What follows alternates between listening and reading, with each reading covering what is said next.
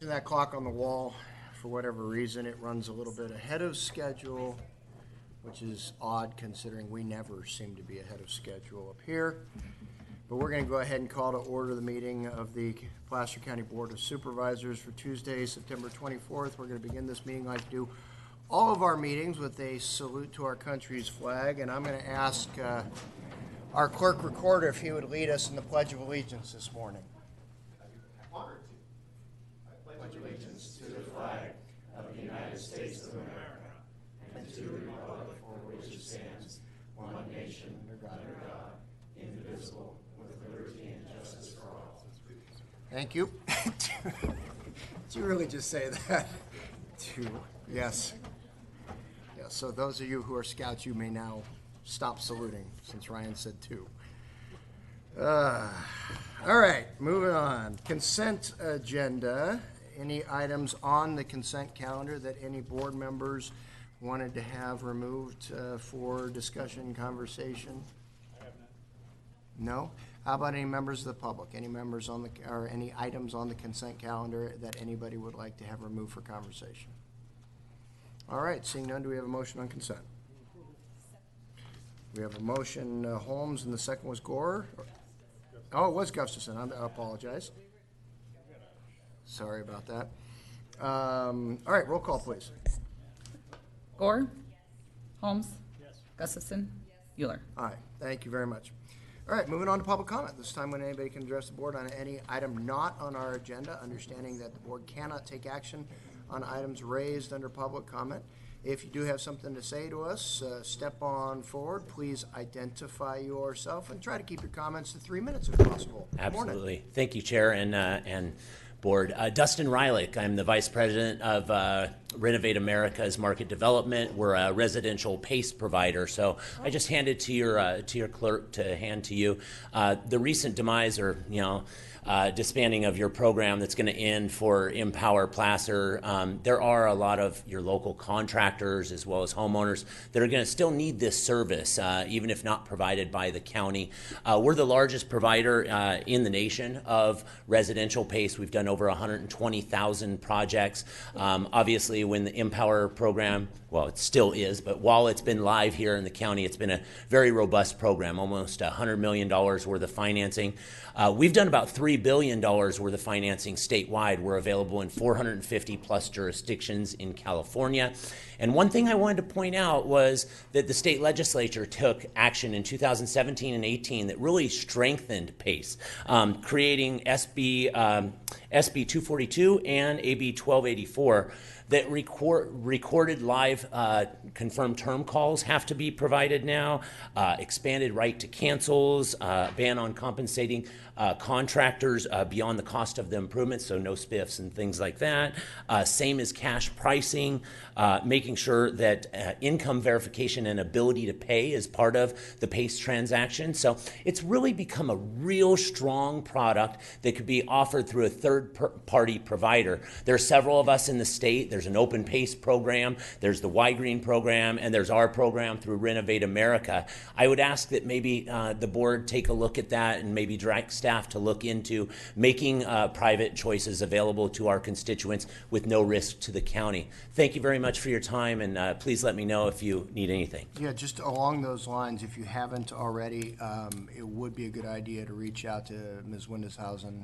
Yeah, I appreciate that. Yeah, I wanted to. I'm coming up for the RCRC event that's up in El Dorado County, and so I reached out to her several times, actually. So I have a lot of emails that I had reached out as well as phone calls, but she wasn't responding to trying to set a meeting over the last couple weeks. We've kept her a little busy in her capacity. Yeah, I'm sure. But I would be more than happy to, because I mean, she's run an incredible program for you, and I would love to get her input, because we could even change things to specify it for Placer County the way she wants it to be. Perfect. Thank you. Thank you so much. All right. Anybody else? Okay, we'll go ahead and close public comment, bring it back to the board. I know the County Executive Office has a report that... Yeah, thank you, Board. I have Holly Powers here, our Office of Emergency Services Assistant Director, that's here to kind of talk about what's been going on most recently, specifically with just some of the power outages and kind of updates regarding that. Thank you, Todd. Chair Euler, members of the board, Holly Powers, your Assistant Director of Emergency Services. I'm here to give you a brief update on the public safety power shutoff that has been possibly affecting here in Placer County. PG&E initiated contact with local governments about 8 p.m. on Sunday night to inform us of a possible public safety power shutoff Monday night affecting communities ranging in Placer County from Granite Bay, Rockland, Loomis, Sheridan, all the way up to the Meadow Vista, Clipper Gap area. Total affected customers were about 22,000 in that initial notification in those areas. Initially, 6 counties in the Eastern Sierras were included in this impact area: Butte, Yuba, Sutter, Nevada, Placer, and El Dorado, totaling about 68,000 customers. The county has been participating in twice daily conference calls with PG&E to get weather updates as the weather changes and their forecasts are a little more increase in confidence. Yesterday, during the 12:30 p.m. conference call, PG&E updated forecast showed that El Dorado, Placer, and Sutter counties were no longer considered in their public safety power shutoff for Monday night, last night, so we did not lose power last night. However, the communities in Butte, Yuba, and Nevada County were impacted. I think it was about 27,000 total customers that they shut the power off yesterday around 5 p.m., starting at around 5 p.m. They're hoping to restore power to those communities within 12 hours starting this morning after they do inspections. Even though Placer is not included in this current event, PG&E has opened a community resource center at the Gold Country Fairgrounds to support kind of our southern Nevada County residents who normally come down into Auburn to receive services, go shopping, that sort of a thing. So those hours of operations are from 8 a.m. to 6 p.m. This is a PG&E run facility meant to provide charging stations for medical equipment, phones, that sort of thing. Table, chairs, water will be provided.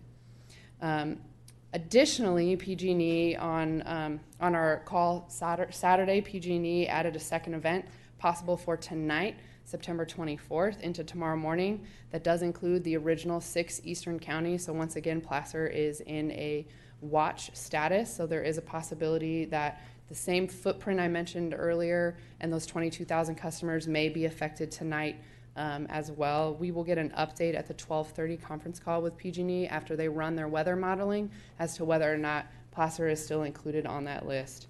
This second event also includes 3 North Bay counties, Sonoma, Napa, and Lake, and there's significant customer outages possible in those areas as well. During the past couple days, the counties held conference calls with county departments and other OA stakeholders or operational area stakeholders in special districts to get updates on actions being taken in the planning process going forward in order for us to be able to support our community members and for continuity of government operations to make sure our vital essential services are still being provided during these outages, as well as the wellness of our staff. And we will continue that coordination and conference calls until the end of the event. So we have another series of calls set up after our 12:30 call to get status and updates from all of the possible affected jurisdictions. I would like to mention if any community member has questions about the PG&E, if my power is going to go off, am I included, they can go to the PG&E website, pgne.com/PSPS. And it has all the information there. There's a place where you can enter your address to see if your address may be affected. They also have some other preparedness information. Their weather information is there. So anything that they're utilizing to decide whether or not they're turning the power off, you can find on their website. I would also like to mention that if community members went to our readyplacer.org, there is a hot button there that says current emergencies.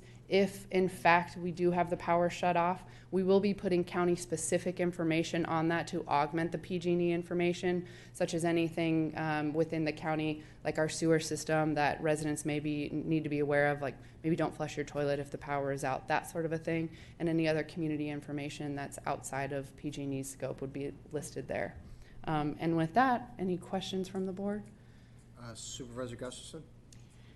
Thanks. Holly, is Liberty Utilities in the Eastern Placer County area communicating with OES as well?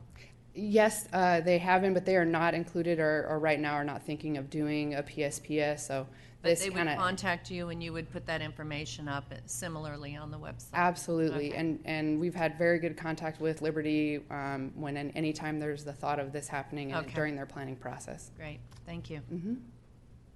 I see no other questions by board members. Todd, was there anything else you wanted to add? No, I think we'll just continue to update you as we get along. Obviously, we continue in this dry season, so if there's any updates next week, we'll probably have Holly back again for the board's updates. Yeah. Well, and thank you for the updates. I know I was getting them electronically over the weekend. I was getting emails letting me know, so thank you very much for staying on top of that. Appreciate it. Thank you. Supervisor Euler, I Yes. had a couple quick reports. Okay, if that's please. okay. Yes, absolutely. This is the time on the This is- agenda for that. So It is the that's where I was appropriate going next. time. Yeah. So I'm just finishing up, wrapping up my 5th month here. And I guess it been that long? I'm almost through probation, I guess. Serving with you all up here. And the closest restroom is where?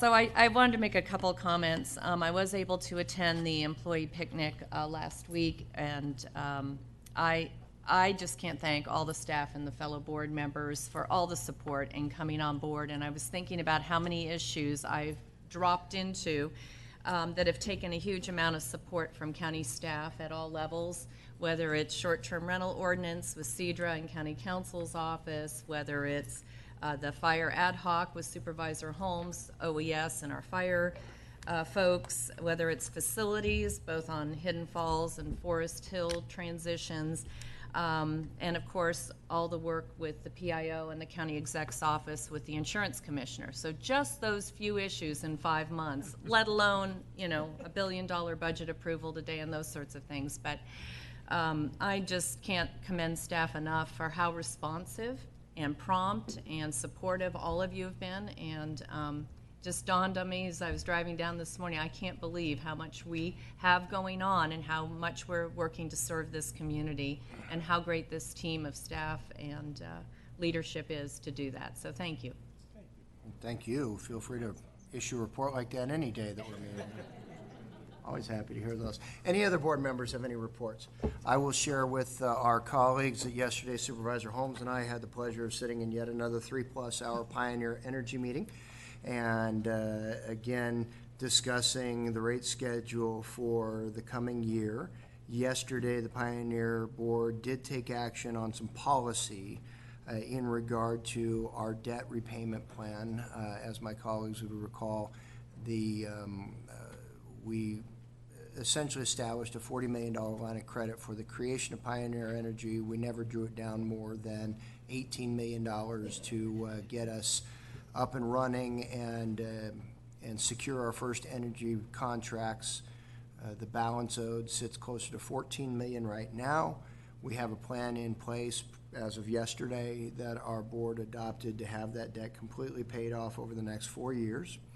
And in addition, over the last couple of meetings, our board has been brought up to speed on what it will take for us to be able to actually be rated as an agency, as an entity, a public entity like the county is rated by the various credit rating agencies. And so understanding what that means now to our board in terms of cash on hand and credit available, and the fact that the rating agencies, when it comes to these community choice aggregators, basically want to see about 120 days worth of running room, assuming no revenue, which is very interesting when you consider the model that we send out bills every month.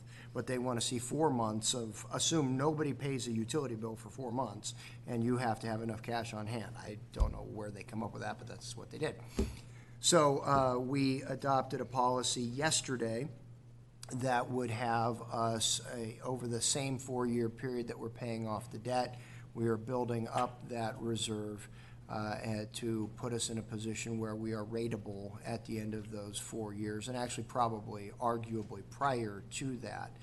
All of that to say that based on those two policies, staff will come back to us to say, this is what the rate structure looks like in order to meet the board's objectives.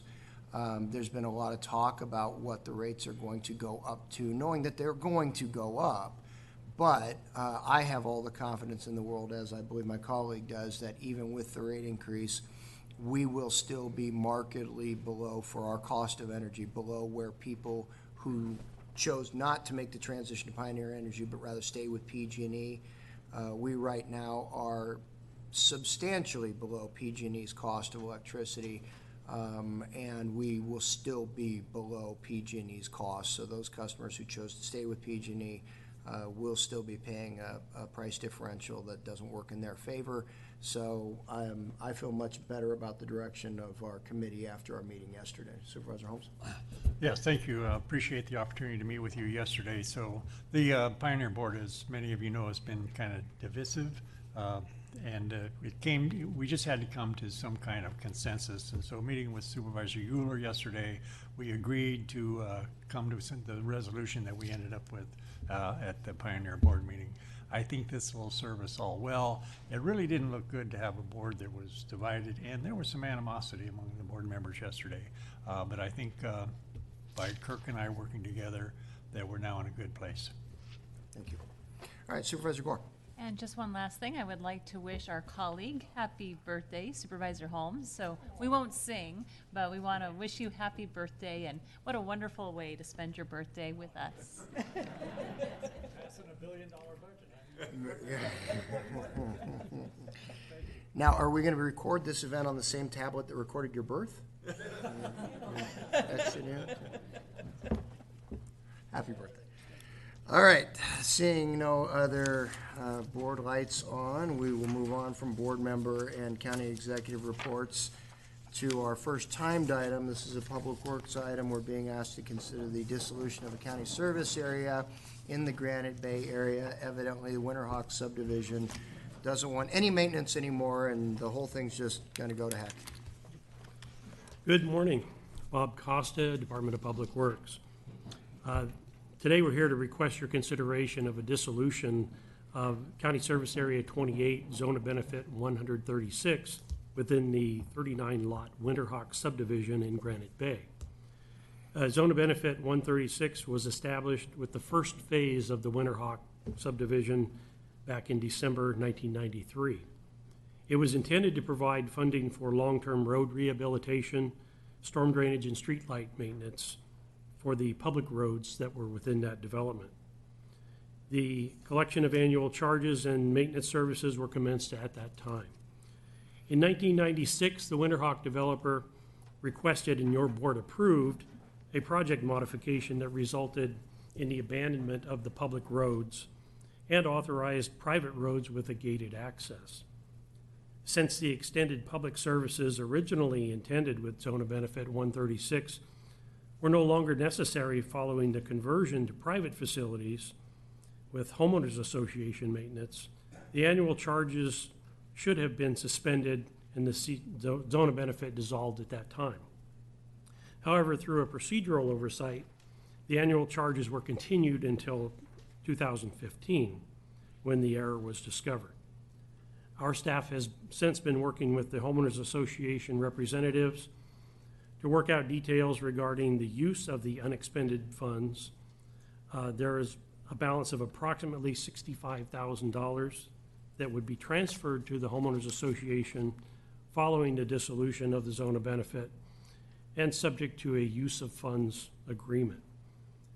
The dissolution of Zone of Benefit 136 is governed by Government Code Section 25217. Along those lines, on August 27th, your board adopted a resolution of intention establishing time and date of today's public hearing to consider the dissolution. And on August 28th, notices were mailed to each owner within the subdivision. Public hearing notice was advertised in the Roseville Press Tribune and posted at 3 locations on the property.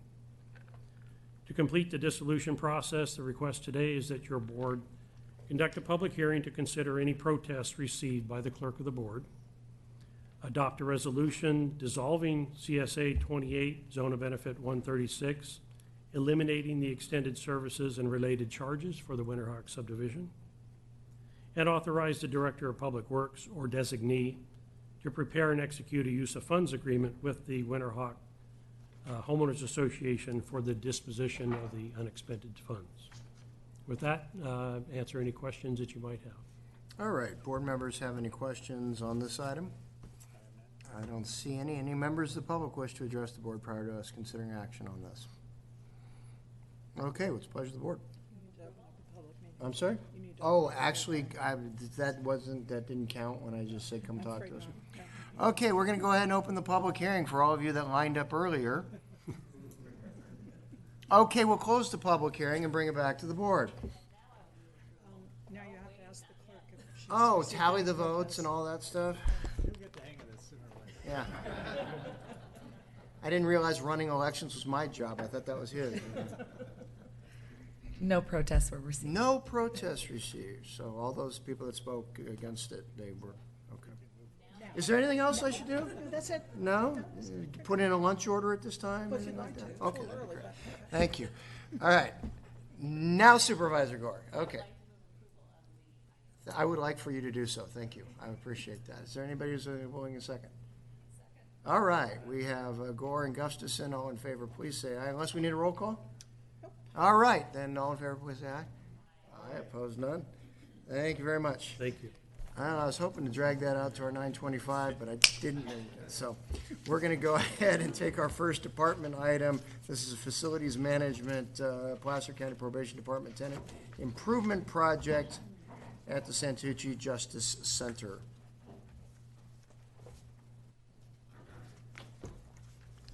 Good morning, Chairman Euler, Good morning. members of the board. Lisa James, Senior Project Manager, Facilities Management. This morning, I'm requesting that the board approve the plans and specs and authorize the Director of Facilities Management or designee to award and execute the construction contract not to exceed $588,599, including authority to approve any necessary change orders not to exceed $41,930 for the Probation Department Tenant Improvements Project located at 10810 Justice Center Drive in Roseville. In January of 2019, the county entered into a contract with MFDB Architects to complete the plans and specifications for the Probation Department tenant improvements. The project consists of tenant improvements in a 2,388 square foot vacant suite located in Building B at the Santucci Justice Center. This project will accommodate the probation's Placer reentry program, classroom and program space needs, and address proposed expansions to the pre-trial unit and office and workstations. Specific improvements include office space for the newly appointed second assistant chief, 3 staff offices, conference room, 9 system furniture workstations, a workroom, and storage area. The estimated total project cost is $950,000, which includes $588,599 for construction with contingency, $361,401 for design, project management, furniture, and fees. This project is fully budgeted in the fiscal year 2019-20 and is included in the capital improvements plan. In order to proceed with this project and allow probation to locate its pretrial unit, expand the re-entry services, and increase programming, it is requested that your board authorize staff to solicit bids, authorize the Director of Facilities Management or designee to award the bid, execute resulting construction contract, and approve necessary change orders. Are there any questions? Is there anybody from probation here that needs to address the item? Dave McManus is here if you have any questions. Does he feel like he needs to address the item, or does he want to, considering how long he's been working on getting this stuff done? Thank you, Chairman. I'm just curious, operationally, how is this gonna? We're saturated staff-wise. Luckily, we were able to outsource about 10 positions to police departments and elsewise. If not, we wouldn't have office space for people. Our prep manager currently is in an interview room for an office, and we do have the second assistant chief position also. And the chief and I actually share an office down in Roseville ourselves. So we do have the need. And we don't have a probation conference room in Roseville either, Okay, which is lacking for our operation. sure. So yes, we need the space, please. All right, Supervisor Holmes. I just want to let you know that the only reason the chairman called you up here because you were wearing a tie. I- And we wanted to make sure that you had an opportunity to. Now it's on camera too. I'm good. All right, thank you. Any other board members, any questions or comments on attire? No? All right. Mr. I don't Chair, see- Yes, I do. Supervisor Holmes. I just want, this is an expansion of the reentry program, which has been very successful, and I think it's something that we need to do more of. And I've been to 2 of the reentry graduations, at least 2 of them.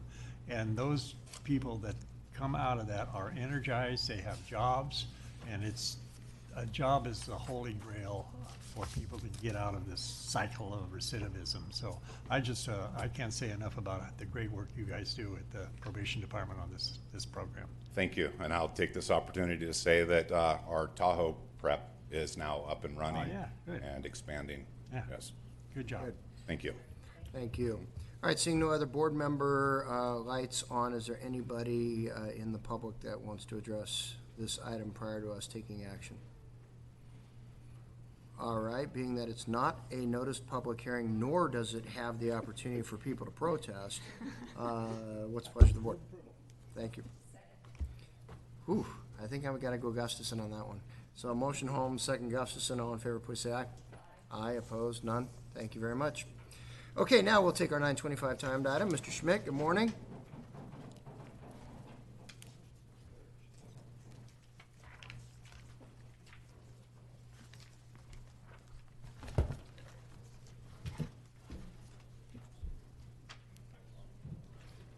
Good morning, Mr. Chairman and Supervisors. Chris Schmidt with the Planning Services Division.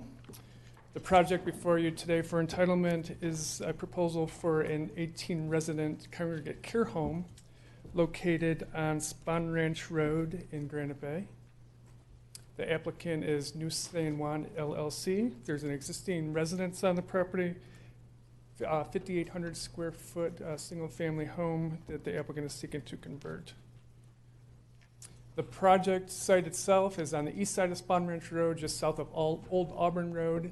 The city of Roseville is literally right across the street, and the project site is about 300 feet north of the Sacramento County line. This is in the Granite Bay area. We call this the island of Granite Bay.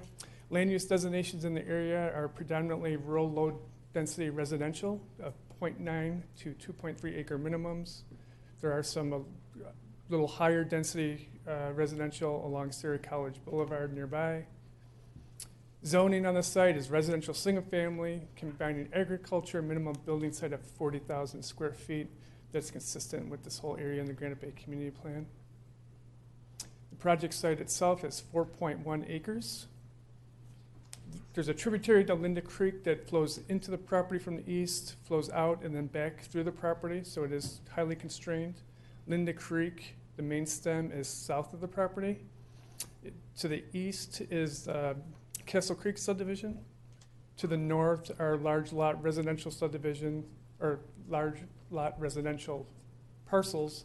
Also to the south, before the county line, are 2 single-family homes. Across the street is open space in the city of Roseville, and there's a fairly new subdivision within the city of Roseville to the northeast off of Spahn Ranch Road.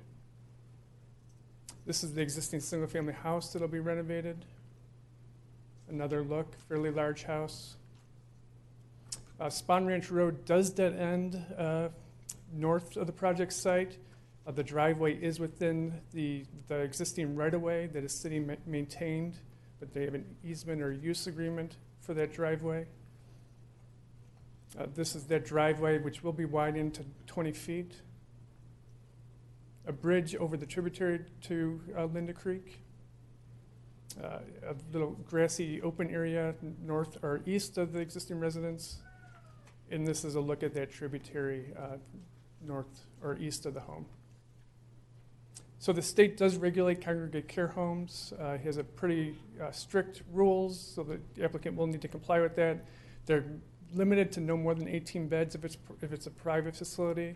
The facility must provide inpatient care, have basic services, including full-time, round-the-clock medical supervision.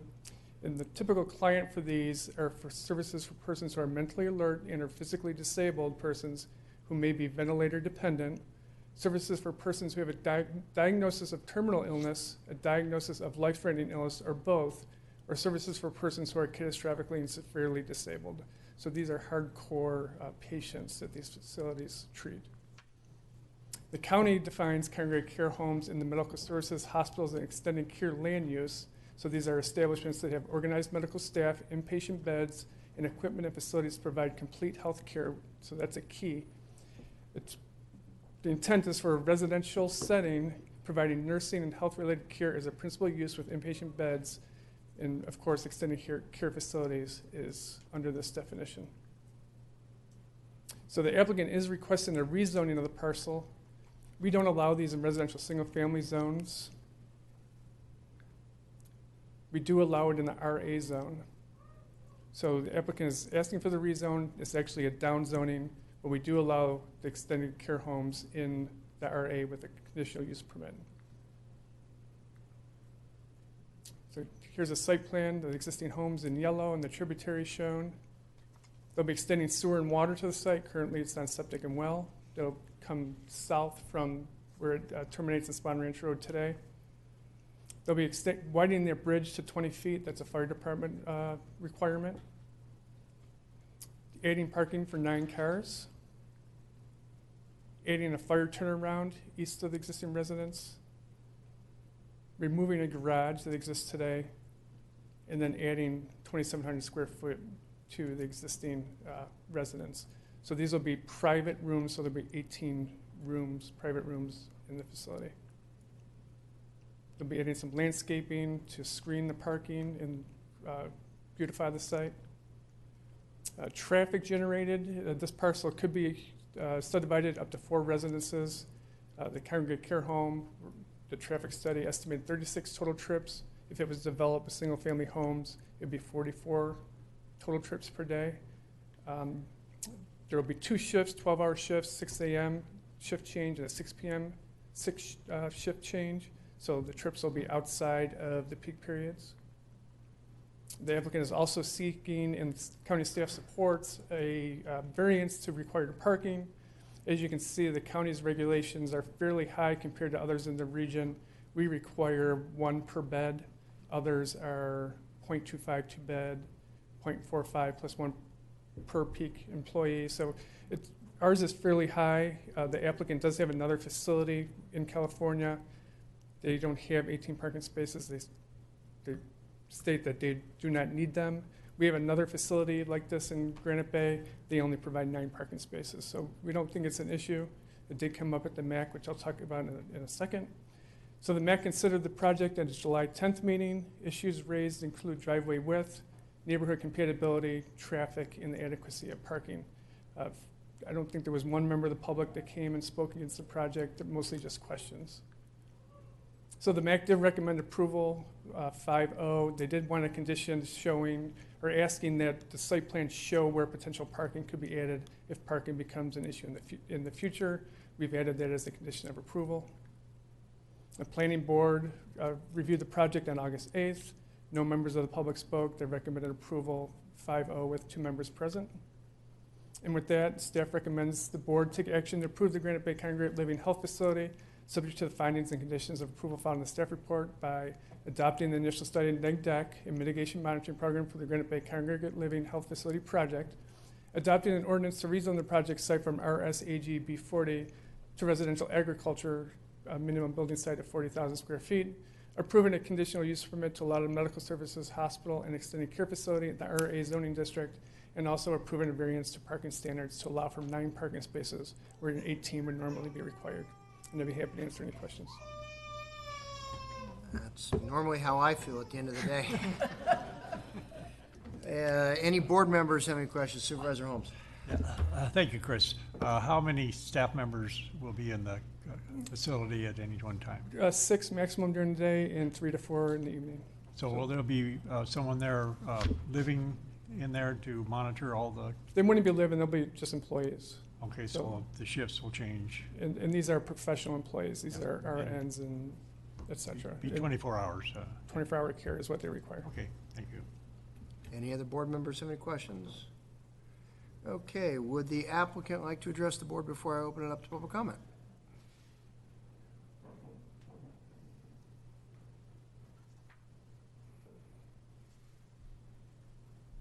Good morning, Board of Supervisors. My name is BJ Singh, and our family has owned this property since 2004, and we finally have come around to a point where we'd like to make it a use which is sustainable, because currently the property is a rental property, and for several years, being a rental property, we have had tenants that have had quite a few people move in to the site, and they usually add family members because it's such a large home.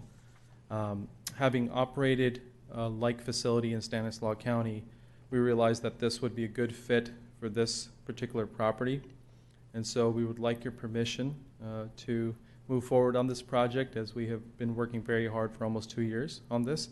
And a lot of credit goes to Mr. Schmidt here. He's been very helpful throughout the process.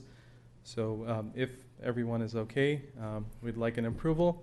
If not, I can answer some more questions. Well, I don't see any questions right now, and that's generally a good sign. So why don't you just go ahead and have a seat? We'll see if anything comes up. How's that? Thank you very much. Thank you. All right, we'll go ahead and open this up to the public. Any members of the public want to address the board under the public hearing on this item? And seeing none, we'll go ahead and close the public hearing and bring it back to the board for consideration. We're being asked to adopt the mitigated negative deck and the mitigation monitoring and reporting program. We're being asked to adopt the ordinance for the rezoning and approve the conditional use permit and approve the variance. We'll take them one at a time. First on the mitigated neg deck and mitigated monitoring and reporting program.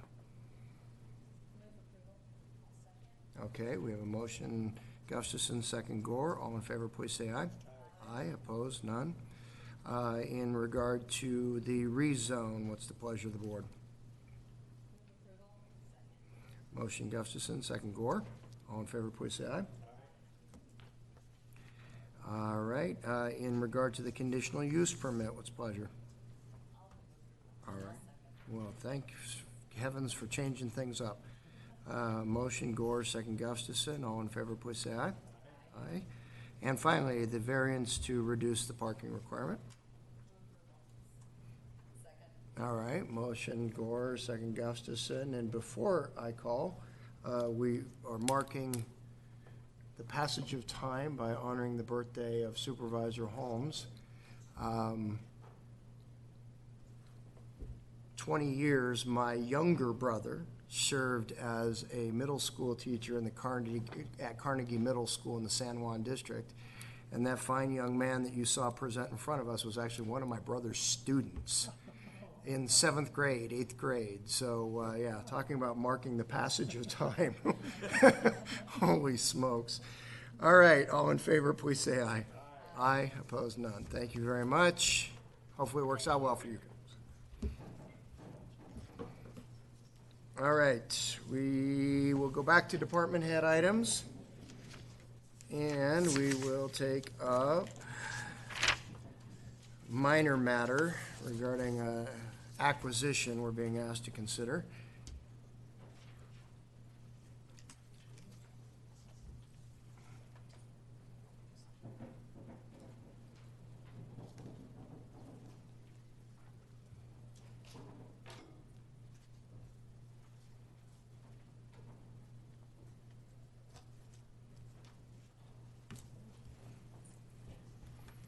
Good morning.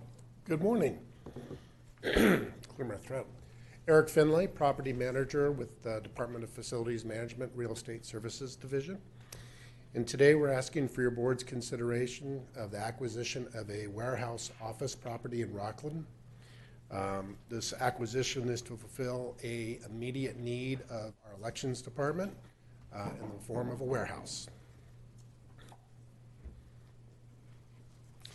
So the action requested is to approve a purchase and sale agreement for the acquisition of the office warehouse building located at 3715 Atherton Road. We refer to it as the Atherton Property. The purchase price is $6,250,000, which is included in the FY19 budget request for Capital Improvements Project PJ00755. We're also asking that you adopt a resolution authorizing the Director of Facilities Management to take all actions necessary to complete the acquisition. And then we're asking for your authorization to add the property, if acquired, to the comprehensive capital assets list once we acquire it. So background. Elections in the past has stored building equipment in buildings 211 and 212, or a portion of 212 at the Placer County Government Center. And this is approximately 14,000 square feet of office and warehouse space in Auburn. New voting equipment, as mandated by the state, is required for the 2020 elections. And that voting equipment has specific requirements for temperature-controlled environment, charging, and quite frankly, buildings 211 and 212 are not large enough or able to accommodate this equipment. In August of 2017, your board directed staff to prepare or perform a remodel of building 301 at the PCGC campus to store this equipment. And this building is approximately 13,000 square feet. And though it's not ideal in size, it was decided that remodeling this building to store the equipment was the best course of action at the time. The initial remodeling cost was $2.6 million to prepare the building for storing equipment.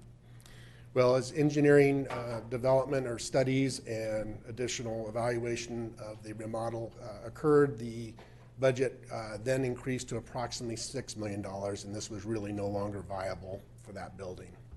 So at that point, Real Estate Services was directed to look for a facility that could be either leased or acquired to accommodate the elections department.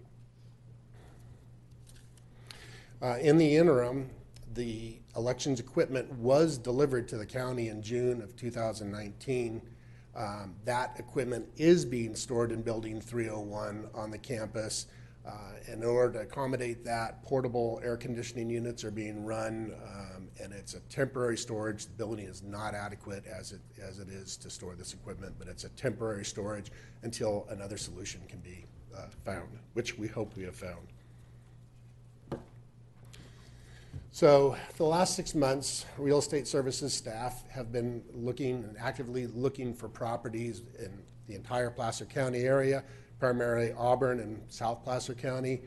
No facilities have been found in Auburn that are adequate, and a few have been identified in South Placer County, but the real property that seems to fit the bill is the Atherton property, and it's shown here on the slide in yellow.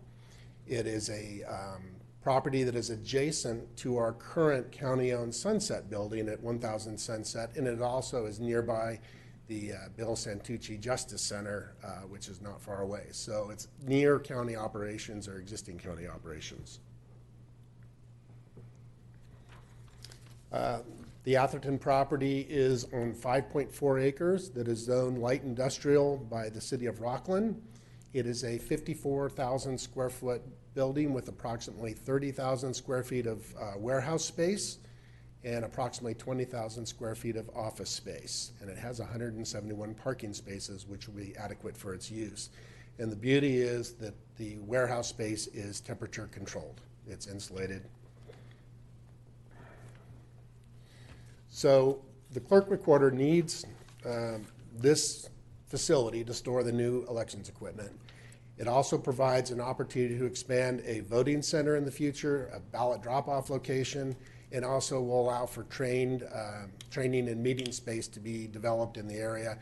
And then the office space could be expanded in the future or made to accommodate future operations if so desired for the clerk recorder elections department. Here's a visual of the building. So it presents itself to Atherton Road on the west side, which is the left photo, which is office space on 2 stories. And then on the back side is access to the warehouse space that has loading docks that are both, well, understand loading docks are elevated. It also has ground level bays also, so I was corrected on that earlier by my colleague. So there is access to the warehouse in the back and office space in the front. And then this is the beauty of the property right here. it is insulated, it's air conditioned, it's temperature controlled. This is really what we're after and what the building accommodates for us. So the purchase and sale agreement, again, the purchase price is $6,250,000. The acquisition cost is 6.3 with escrow cost, title, staff, legal expenses. And then there is initial capital improvements cost of about $2.6 million that would allow for needed building maintenance and improvements that would need to be done, and also to accommodate the elections equipment being moved and stored. There's equipment that needs to be handled, and wiring and electrical, and then also for architectural and engineering design of maybe future improvements.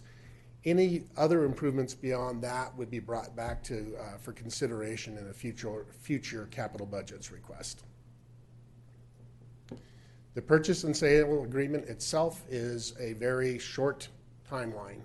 So we've got a 45-day investigative period. We are currently under the terms of a letter of intent, which we did a deposit of $10,000. That is refundable. If the purchase and sale agreement is executed, then we will have a first deposit of $25,000, which will also be refundable.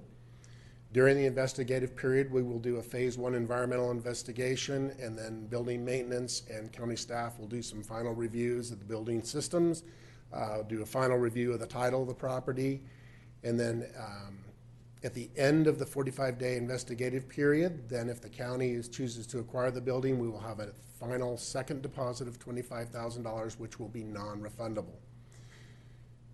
At the close of the 45-day investigative period, we will then enter into escrow, or the close escrow, with 15 days following that. So this is a pretty rapid turnaround where we could actually acquire the building by mid-November.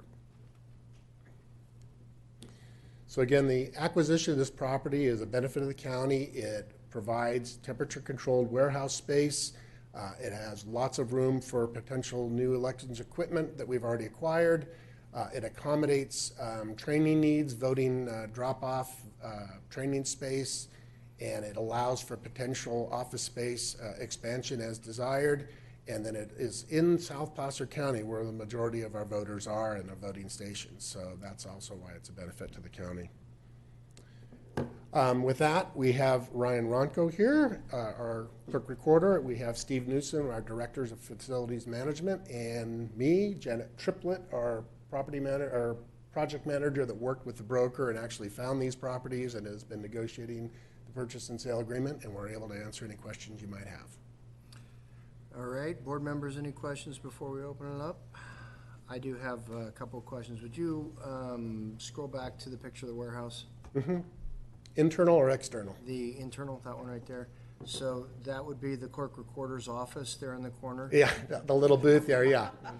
Yeah, he would also control forklifts coming in and out of that bay door. Well, the multitasking component is Yes. what attracts me. Actually, I did want to bring up that as our board is aware, we were presented as we talk about our facilities in Auburn, and we look toward moving forward with an HHS building. We know that we have issues in our current finance administration building in terms of capacity there. What does this moving of this operation down to South Placer, what does that do to at least delay in the interim any need for a very expensive, I think we were looking at something like $80 million that we were looking at possibly spending on the fab building and doing a redo of the fab building. Right. So this gets us some capacity at that fab building as well. Yes, so this could accommodate a majority of the operations for the clerk recorder's elections department. They could move into portions of this building. It has the 20,000 square feet of office space. There is an existing tenant there, Casa, that has about 3,400 square feet, but there's vacant office space, and there could be more. So it could free up a large portion of the fab building at a future date if so desired. Okay. And you had spoken extensively to the elections component, but clearly the clerk recorder seems to be what drives most of the foot traffic in the office in Auburn. And when you consider those are primarily transactional activities that are generated by people in the South Placer area, of course, having this down there as opposed to forcing people up Interstate 80 and then up the 49 corridor to DeWitt does an awful lot to help with service to the community down there where most of the people live. Sure. Okay. All right, seeing no other questions, Mr. Ronco, any thoughts you want to share with our board about this particular facility? Good morning, Chairman Euler, members of the board, Ryan Ronco, your clerk recorder, registrar of voters, microfilm supervisor, and commissioner of civil marriages. I'm going to give you the whole title. Wearing my nice suit like Dave McManus. I would just like to add a couple of thoughts. Number one, it's been a long, strange trip to get here. We've been canvassing neighborhoods for quite some time, even way before 2017, even back to 2013, 2014. So we're excited about the prospect of having a warehouse that has the humidity and temperature controls that are required for all these new systems that we now have had to acquire. I want to give huge kudos to Steve Newsom, to Lori Morse, to Eric, Janet Triplett, Farron Call from the Real Estate Services team, who have really helped us quite a bit in trying to locate a building, scouring every nook and cranny of the county to try to find something that works. And we appreciate your consideration of this. And I'm certainly available to answer any questions that you might have. So do you have, at this point, an estimate of what staffing would look like in your existing facility and what might be freed up in the FAB building for additional uses by other departments there versus what you might be utilizing down here? We're looking at it, but depending on the pleasure of the board and what the necessary use of the new Atherton property acquisition might mean for other departments as well, we really haven't had a time or we feel the direction to be able to decide exactly what might be where. We wanted to take it, step by step, quite frankly. We're just really primarily excited to be able to have a warehouse where we can put some equipment and be able to be ready for the March primary election. And then we figured in time we'd be able to come back with a much more robust, detailed plan, depending on your direction on what's going to go where. Okay.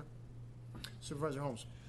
So do you anticipate, what is your anticipation as far as moving into this facility? Is that going to be by the end of the year? Or? I heard something about mid-November, so I would imagine mid-November +1. We will be moving in there with all of our elections equipment. We are conducting the November 5th special vacancy election for Assembly District 1. So we actually are kind of stepping over ourselves at the 301 property, trying to prepare for that election. So honestly, as soon as we have the keys and we're given permission, we'd like to have be working ahead of time with facilities on a plan to be able to move the voting equipment down there. As far as staffing goes, it would require some minimal staffing for warehouse operations, and then we can talk about what it looks like and what other staffers are going to be moving down there, whether it's nearly or fully clerk recorder elections operation move, or if it's something smaller than that. I would anticipate that move would work best if we're talking about 2021, because we have the 2020 presidential election to conduct, and moving while conducting a presidential election Good idea. would probably be difficult. We could do it, but it would be difficult. And so once this transition happens in 2021, will there still be a clerk recorder's office in North Auburn at the Placer County Government Center? It would be our desire to have a presence here. We know that, as Chairman Euler pointed out, a majority of our traffic comes from down the hill, but we still get a significant number of people, obviously, here in this Auburn area that want to record documents or get vital records. So it would be our hope that we could be able to maintain a presence in North Auburn. Well, just so you know, it'll be my desire that you were able to do that. Okay, too. great. Excellent. I love it when a plan comes together. All right, Supervisor Gustafson. I wanted to echo that as well. I brought this issue up this morning at an earlier meeting, and constituents expressed their concern about seeing everything move to the other end of the county, and concerns about that. But I also would love to see a master plan for this area. It seems like we have enough facilities over there that looking at a consolidated county facilities plan in that region, as well as up here in Auburn, makes a lot of sense. So Okay. support that concept. All right, Supervisor Holmes? Well, I just have to make a comment. Just last week, we lost Bud Pizarnik, who was the mayor of Auburn. And every time he opened up the Auburn City Council meeting, he said, paperclip by paperclip. County is moving to Roseville. So anyhow, I just needed to, in respect to Bud Pizarnik, part of that is happening. Yes, understood. All right. Okay, seeing no other board member lights, any members of the public want to address the board on this item prior to us considering the action? Okay, we will bring it back to the board. We're being asked to approve the purchase and sale agreement, adopt a resolution authorizing the Director of Facilities Management to take necessary action to complete the acquisition and authorize the addition of the Atherton Property to our comprehensive capital asset. Can we do all three at once? All right. We have a motion, Holmes, a second, Gore. All in favor, please say aye. Aye. Opposed? None? Thank you very much. Okay, we will move on to our Health and Human Services item. This is Placer County Children's System of Care, our 5-year system improvement plan.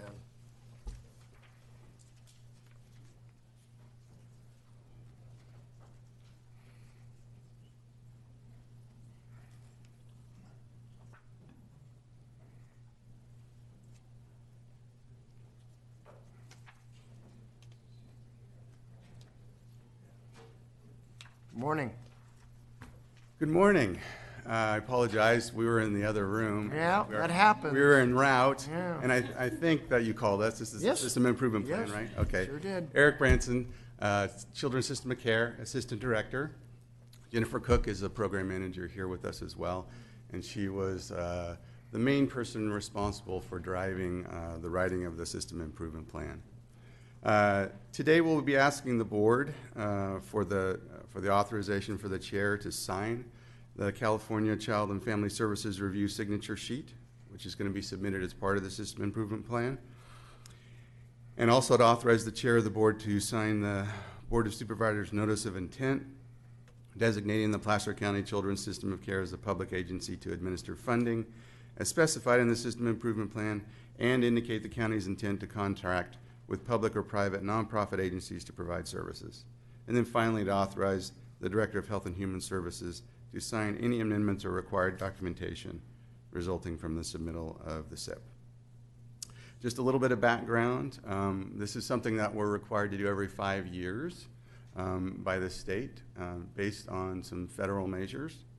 And we started this process by doing a county self-assessment, talking to stakeholders, talking to some focus groups, having some peers from other counties come and weigh in on our processes. And then we eventually decided to focus on a few different areas: placement stability, timeliness of data entry, engagement of families as early as possible for probation youth. So this is primarily a child welfare system improvement plan, but probation is also involved in it to the extent that they have foster youth in our system. And then also reducing youth re-entering foster care. So those are our main focus items for this year. As you know, Children's System of Care has a lot of strengths, and we actually are doing quite well in most federal measures. But these will be our areas of focus for this year. So if you have questions for either me or Ms. Cook, happy to take those. Okay, prior to adopting the 5-year improvement plan, any board members have any questions on it? I don't see any. How about any members of the public? I don't see any. So we're being asked for me to sign the California Child and Family Services Review signature sheet, for me to sign the Notice of Intent to designate the Placer County Children's System of Care Public Agency to administer funding, and to for the Director of Health and Human Services to sign any amendments as required. What's the pleasure of the board? We have a motion, Holmes, second was Gore. All in favor, please say aye. Aye, opposed, none, thank you. We'll go ahead and move on. You're all good? Thank you. All right, we'll go ahead and move on to our Public Works item, speed restrictions on Sugar Pine Reservoir.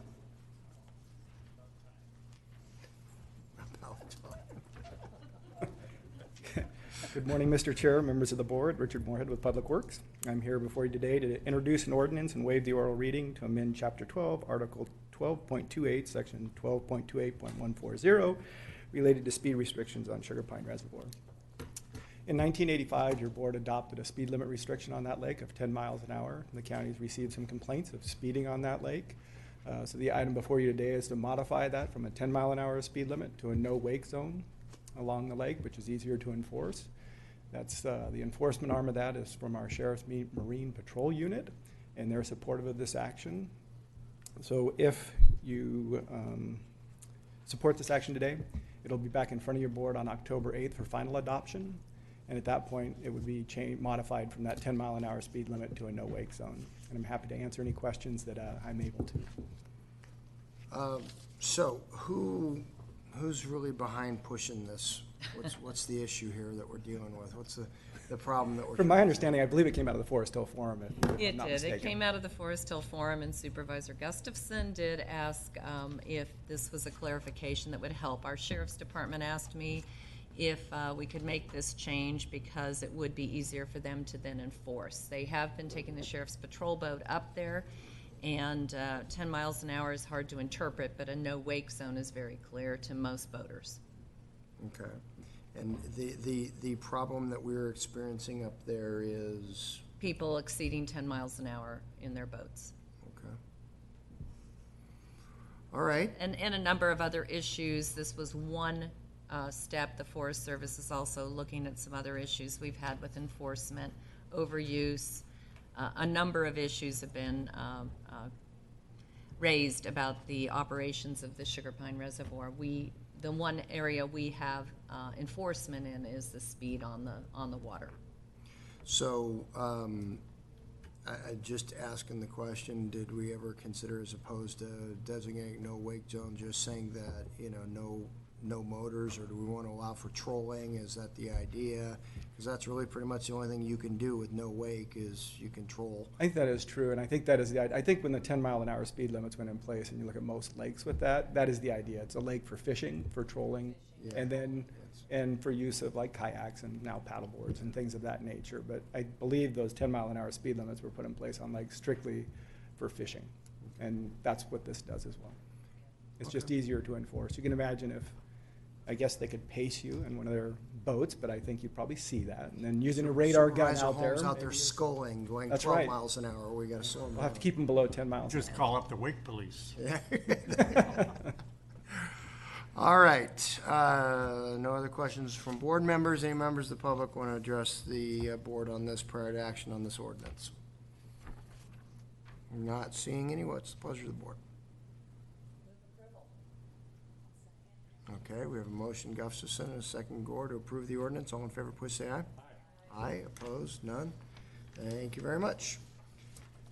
Okay, we do have a 10 o'clock timed item, if memory serves. We have a presentation of the 2018 Agricultural Crop Report. Was I the only one who, when they got the crop report, thought of Trading Places?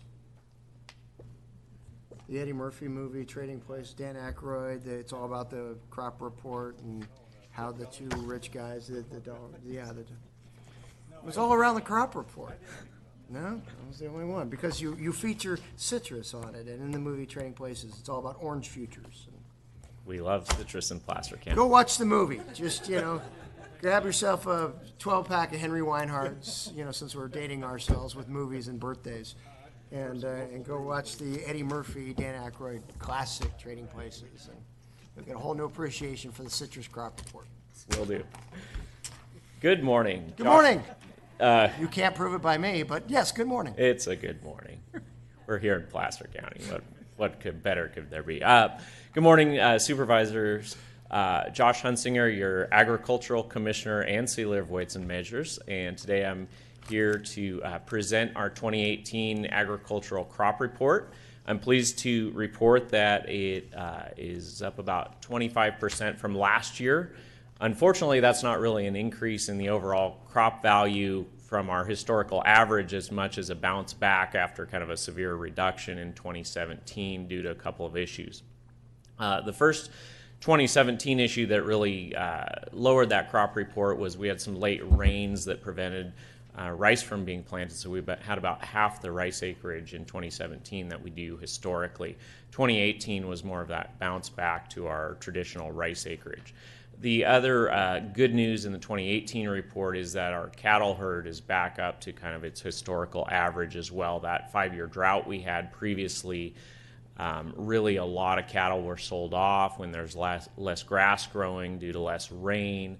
The ranchers cannot sustain as big of cattle herds, so they'll sell off a lot of animals, and then that's not a quick process to turn that around and rebuild their herds. So those herds are starting to get back up to their historical size.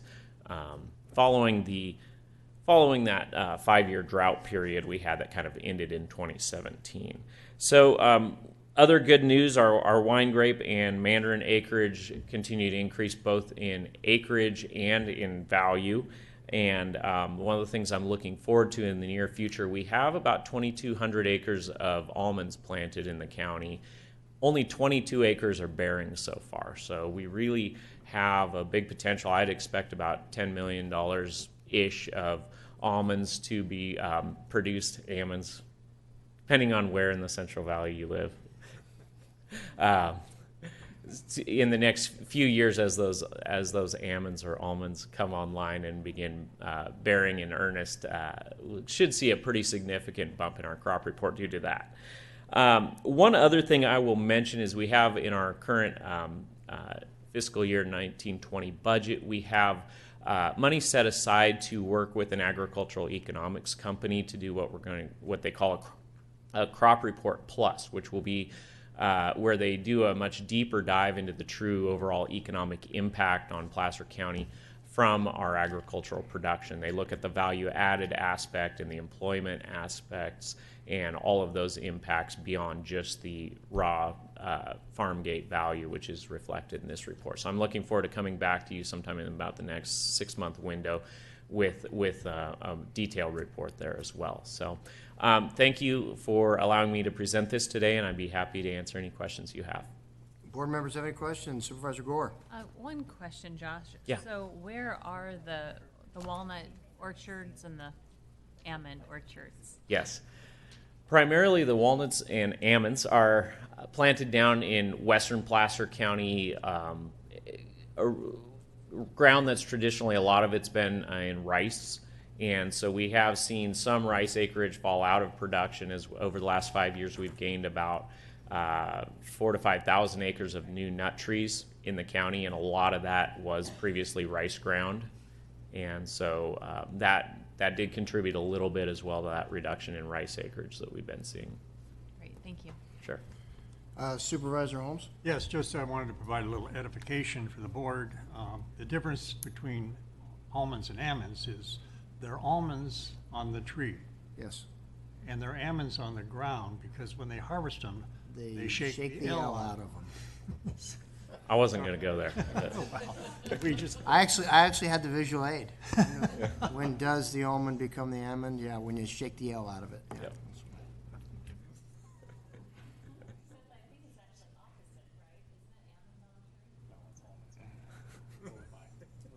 We can get Ronco back in here.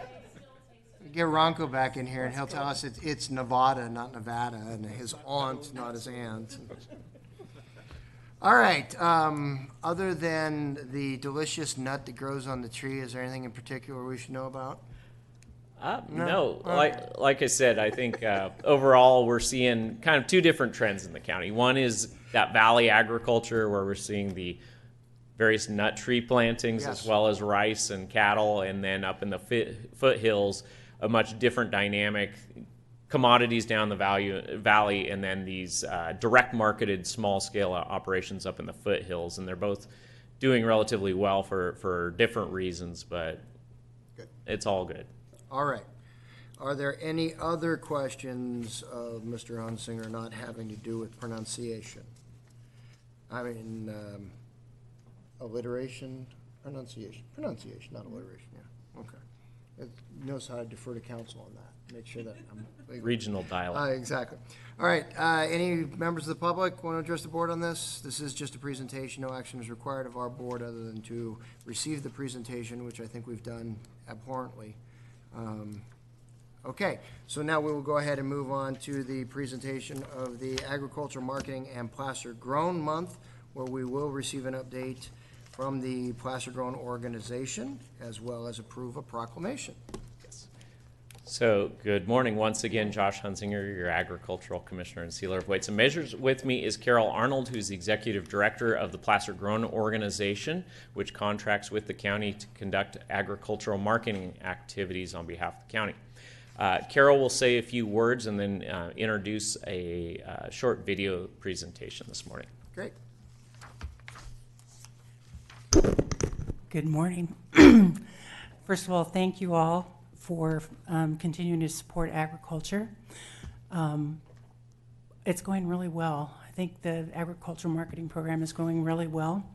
We gave you a written report that summarizes the facts and figures. The video will show you just how beautiful it is out there at the farms and our activities. And then I just wanted to say a few words about what we're trying to do. Josh and I were talking just now, and there's always the tip of the spear, which is just raising awareness that there is agriculture in Placer County. So that's our baseline. We're, South Placer, we just keep, it's the 100th monkey theory. We just keep pushing it out there. There's ag, there's farmers markets, there's farm stands. And I think the farm and barn in particular is a tip of the spear activity. That's where we can invite the public up to visit the farms and see what we have going on up here. I'm really happy to see that we're registering people through Eventbrite by the carload, and we're up to 130 carloads of people. Wow. And I expect that this is going to be a banner year. We'll be at 4,500 to 5,000 people out on the road. Great. I didn't say that out loud. Is planning in the room? Oops. So I would say that activities like farm and barn are the things that one of the ways we raise awareness. We use the dinners, like the crop to tabletop. We always are so proud because it sells out in, a day or so. But those dinners are important because they create connections, and we reach a group of people that we don't normally reach. That's where we reach the chefs from Sacramento. That's where we reach the more people who are influential and can say, I shop at the farmer's market to their friends, and it'll hold some sway. In particular, I'd like to, I'm really proud of this. So we worked with the Sacramento Women in Food and Agriculture to produce a dinner at Twin Peaks this June. And it was a bit of a bear, quite frankly. There were 30 chefs involved. And the good news is that dinner sold out. It was great. But one of our farmers, Lisa Thibodeau from Happy Road Farm, was chosen because of that dinner to do the flowers for the Tower Bridge dinner in Sacramento. That's a big deal. That's a big deal. That means Placer County has some reach. The other thing that happened is we did not know this was going on, but the 6 lead chefs for the Tower Bridge dinner were being vetted at the WIFA dinner at Twin Peaks. So that was really, there was a 2-star Michelin chef at that dinner, and she was vetting chefs unbeknownst to any of us. So they sound like small things, but they're how we are getting our work done incrementally. So the other thing that I think is really important is that Placer Grown acts as both a facilitator and a conduit.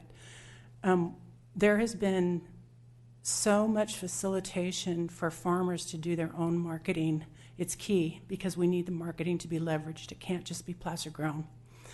Over the last 4 years, we have almost every farmer on a smartphone, which also probably doesn't sound like a big deal, but it's a really big deal because it means they can use Swipe or any kind of credit card program to take money. in this increasingly cashless society. But also with the help of Patrick Storm and Lemon Tree Agency, Patrick has been able to just take farmers aside and get them up on social media in a very short period of time. So we have another farmer that's contributing information. And Patrick's been working on that for, I don't know, 4 years, 6 years, I don't know how long, but that's how we're gaining leverage, is by getting everybody to contribute. When you guys do anything with your newsletters or send anything to the PIO's office about agriculture, it really helps. I think Supervisor Euler did an article for the Farm Bureau that mentioned placer grown, and we were very grateful about that, for that. And also our partnership with the Resource Business Center. We did a class, Patrick did a class working with Sherry Conway and her crew to teach farmers how to use social media. And it was very successful. And we will continue to do those classes. So that's the facilitation part. And then the conduit is, it's nice to have a centralized place that people can share information, ask questions, and just have information flow back and forth. And a lot of that involves connecting farmers with other farmers. So I think that's probably one of the real fine points that's happening, is the farmers are working together better. They are certainly working amongst each other, finding out information, finding out about farm stands, how to operate them, how they're doing. All that stuff strengthens the community and strengthens agriculture as a whole. So I wasn't going to say much, but there you go. Right on. Josh, is there anything you'd like to add? Okay. Okay, so now we're going to show you the video, and then you can ask me questions? Yeah. Okay. Over the past 2 years, Placer Grown has seen growth as an organization and a culture. By evaluating our actions quickly, we've been able to evolve our strategies to be more productive in our marketing and outreach. The cultivation of compatible partners and influencers has moved our brand forward rapidly. Our brand's best marketing assets have been engaging through social media with our consumers and producers, and the tremendous success of our crop to tabletop dinners. Market vendors have reported an average 30% growth in sales at the farmers markets, with more retail outlets featuring placer-grown products. We have supported the development of new and existing farmers to help them keep up with the times, and farmers are using social media to reach more end users than ever before. Enjoy this look back at some of our events, starting in fall of 2017.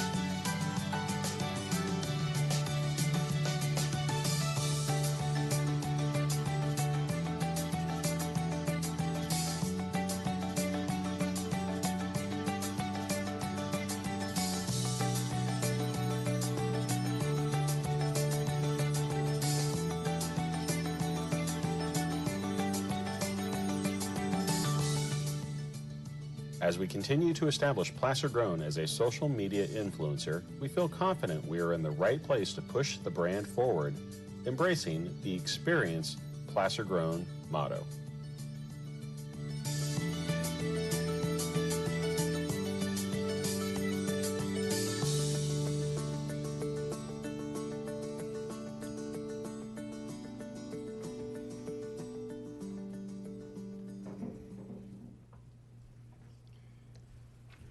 Any questions? I don't know if there are any questions, but why don't I go ahead and read the proclamation, then we can offer our comments and our observations. Why don't we do that? So in the matter of a proclamation recognizing October 2019 as Celebrate Placer Grown Month in Placer County, whereas Placer County has been quote-unquote farm to fork since 1849, when early settlers discovered the agricultural gold that could be produced utilizing the county's rich soils, pure water, and perfect growing climate. And Placer County is experiencing an agricultural resurgence as many discover the rich potential that exists here. And Placer County mandarins are world famous for their consistent quality, flavor, and dark orange color. Placer County wineries are consistently given top awards at state, national, and international competitions. Placer County's agricultural products are available through a wide range of outlets, such as farm stands, farmers markets, local stores, and local restaurants. Placer County's farms and ranches are beautiful places that are wonderful to visit.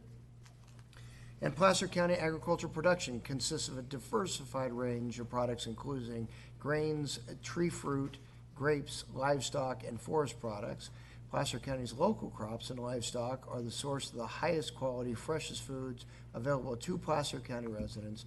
And the Placer County Board of Supervisors encourages all citizens to support our local farmers and ranchers throughout the designated month and beyond by purchasing locally grown agricultural products. Now therefore be it proclaimed that the above proclamation was duly passed by the Board of Supervisors of the County of Placer on behalf of the citizens of Placer County at this meeting in celebration of October 29th as Celebrate October 2019, as Celebrate Placer Grown Month. Do we have a motion on the proclamation? Second. We have a motion Holmes and a second Gustafson. All in favor, please say aye. Aye. And I will present this, and then we will let board members make their comments as appropriate.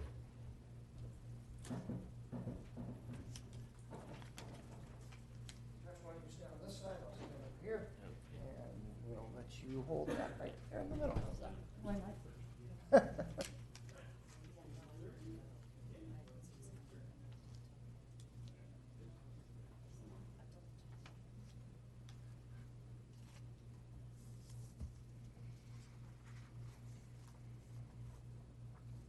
All right.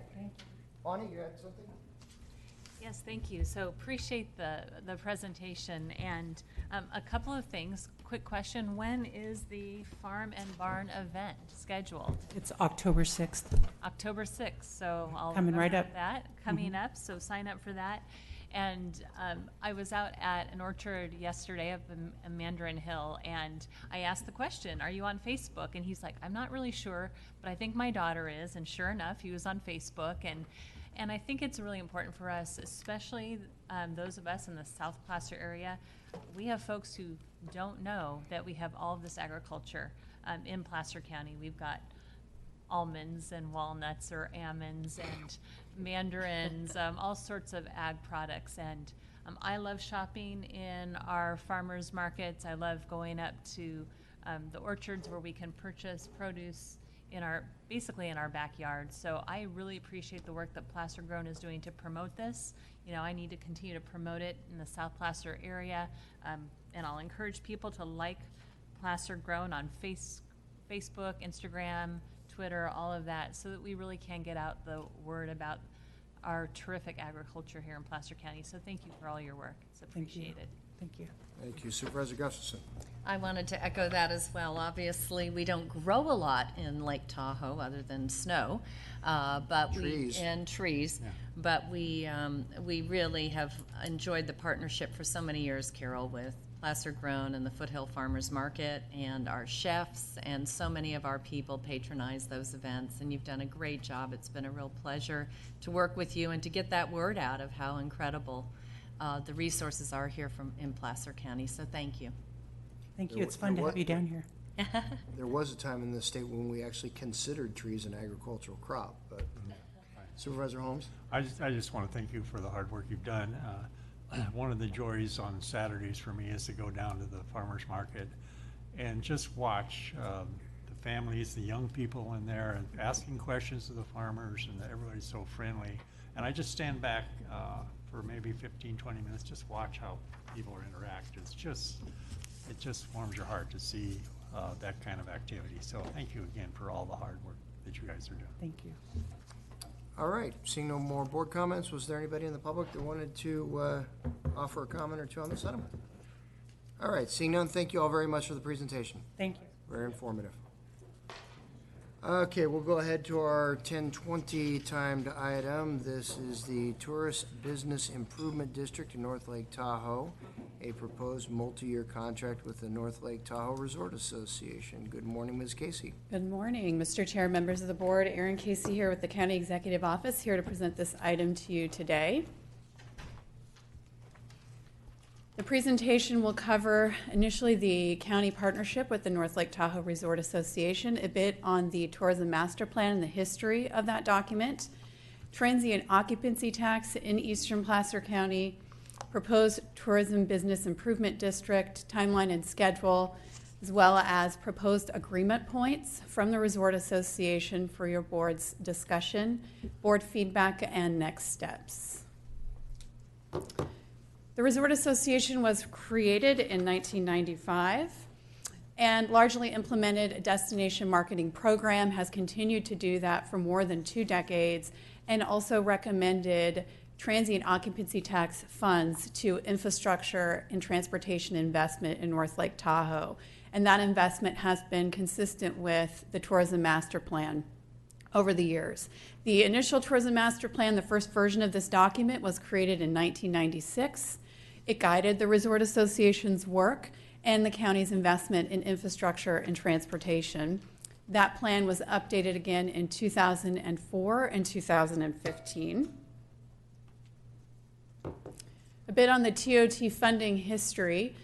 The TOT rate countywide is 8%, has been for some time. However, in North Lake Tahoe, that percent is actually 10%. There was an additional 2% rate increase for what's called the North Lake Tahoe TOT collection area. The geographic boundaries of that area are included in your board packet today. Essentially, it starts up on Donner Summit and works its way down through Squaw Valley into North Lake Tahoe, Tahoe City, Kings Beach, and then through Martis Valley, North Star, etc. The additional funds from that 2% have been invested in infrastructure and transportation services as well as destination marketing over the years. More specifically, this includes trails, expanded TART service, some visitor serving facilities, and then recreation, including parks and park facilities. That current 2% will sunset in 2022, so I'll be working with the Resort Association and your board on that in the upcoming year. But I did want to mention that several agreement points that are included in the presentation in your board packet are contingent upon the 2% extending through that 5-year period with the T-bid. A bit on the funding gap. The Tourism Master Plan identifies over $100 million in projects, and this was intended to be about an 8-year plan. So this table outlines for you some of the focus areas that transient occupancy tax dollars have supported over the years, and what over an 8-year period on the very far right-hand side, that right column, you can see essentially what we would need to spend on an 8-year period to implement that master plan to the full extent. And then it's broken out on an annual investment between visitor activities and facilities. Again, this is inclusive of trails, could be museums, could be art, public art, etc. Transportation, inclusive of transportation service, and then marketing and visitor information. So we would need to be investing roughly $12.4 million to keep up with the Tourism Master Plan in terms of the funding that would be needed to implement that to a full extent. And today, we have done a fair amount. Your board has continued to apportion a significant percentage of TOT to support these services through the Resort Association contract, more recently with the Capital Projects Advisory Committee process. So we're there, we're getting there, but we're not entirely there yet. Roughly, we spend anywhere from $2 to $4 million in the visitor activities and facilities, depending on transient occupancy tax revenues. And transportation has been about $2 million. This is the recent investments. Over the last few years, it has gone up a fair amount. So this is the numbers I'm citing reflect the last year, roughly. And then marketing and visitor information is a little bit less than that $2.2 million up there. So again, I bring this up because it's important to note that your board has continued to allocate significant funds. So we have made a dent in this, but we're not there yet. Gaps still remain, and there's more work to be done. Closing the gap. The Resort Association contracted with Civitas Advisors, Inc.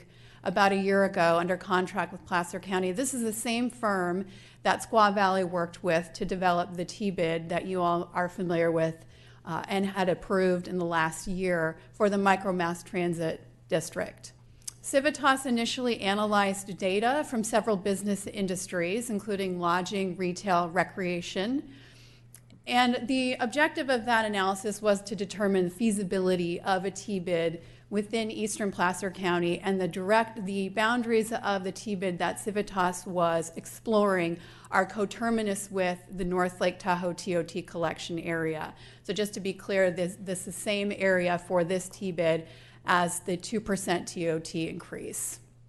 Feasibility was really about understanding what potential revenues could be depending on assessment rates, so looking at a variety of options in terms of rates on lodging, rates on restaurants, the number of businesses, and those businesses that have some kind of nexus to tourism. That was also an important part of the analysis in order to determine that feasibility.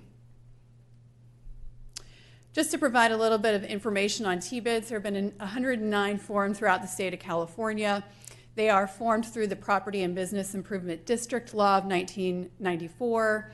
Businesses are assessed, and in order for a T-bid to be formed, there has to be a 50% plus one of the assessed businesses prior to that formation occurring. Also, a budget is developed and included in a management district plan. And once that district plan has been created and that budget has been included, there isn't a lot of room for making changes or reallocating funds. And so I did include the most recent version of the proposed T-bid budget just to give you a bit of an idea of where these revenues would be spent and allocated. You'll notice up at the top, marketing, promotions, and special events. This is to fund a lot of the Resort Association's current work, scope of work around destination marketing, special event sponsorships, etc. Visitor Information Center is the second item, again, consistent with the current contract. So as I'm saying these things, you can see that the funds are intended to replace the TOT that the organization currently relies on to fund this work. However, in addition to that, you'll note that there are other line items here that T-bid revenues would support.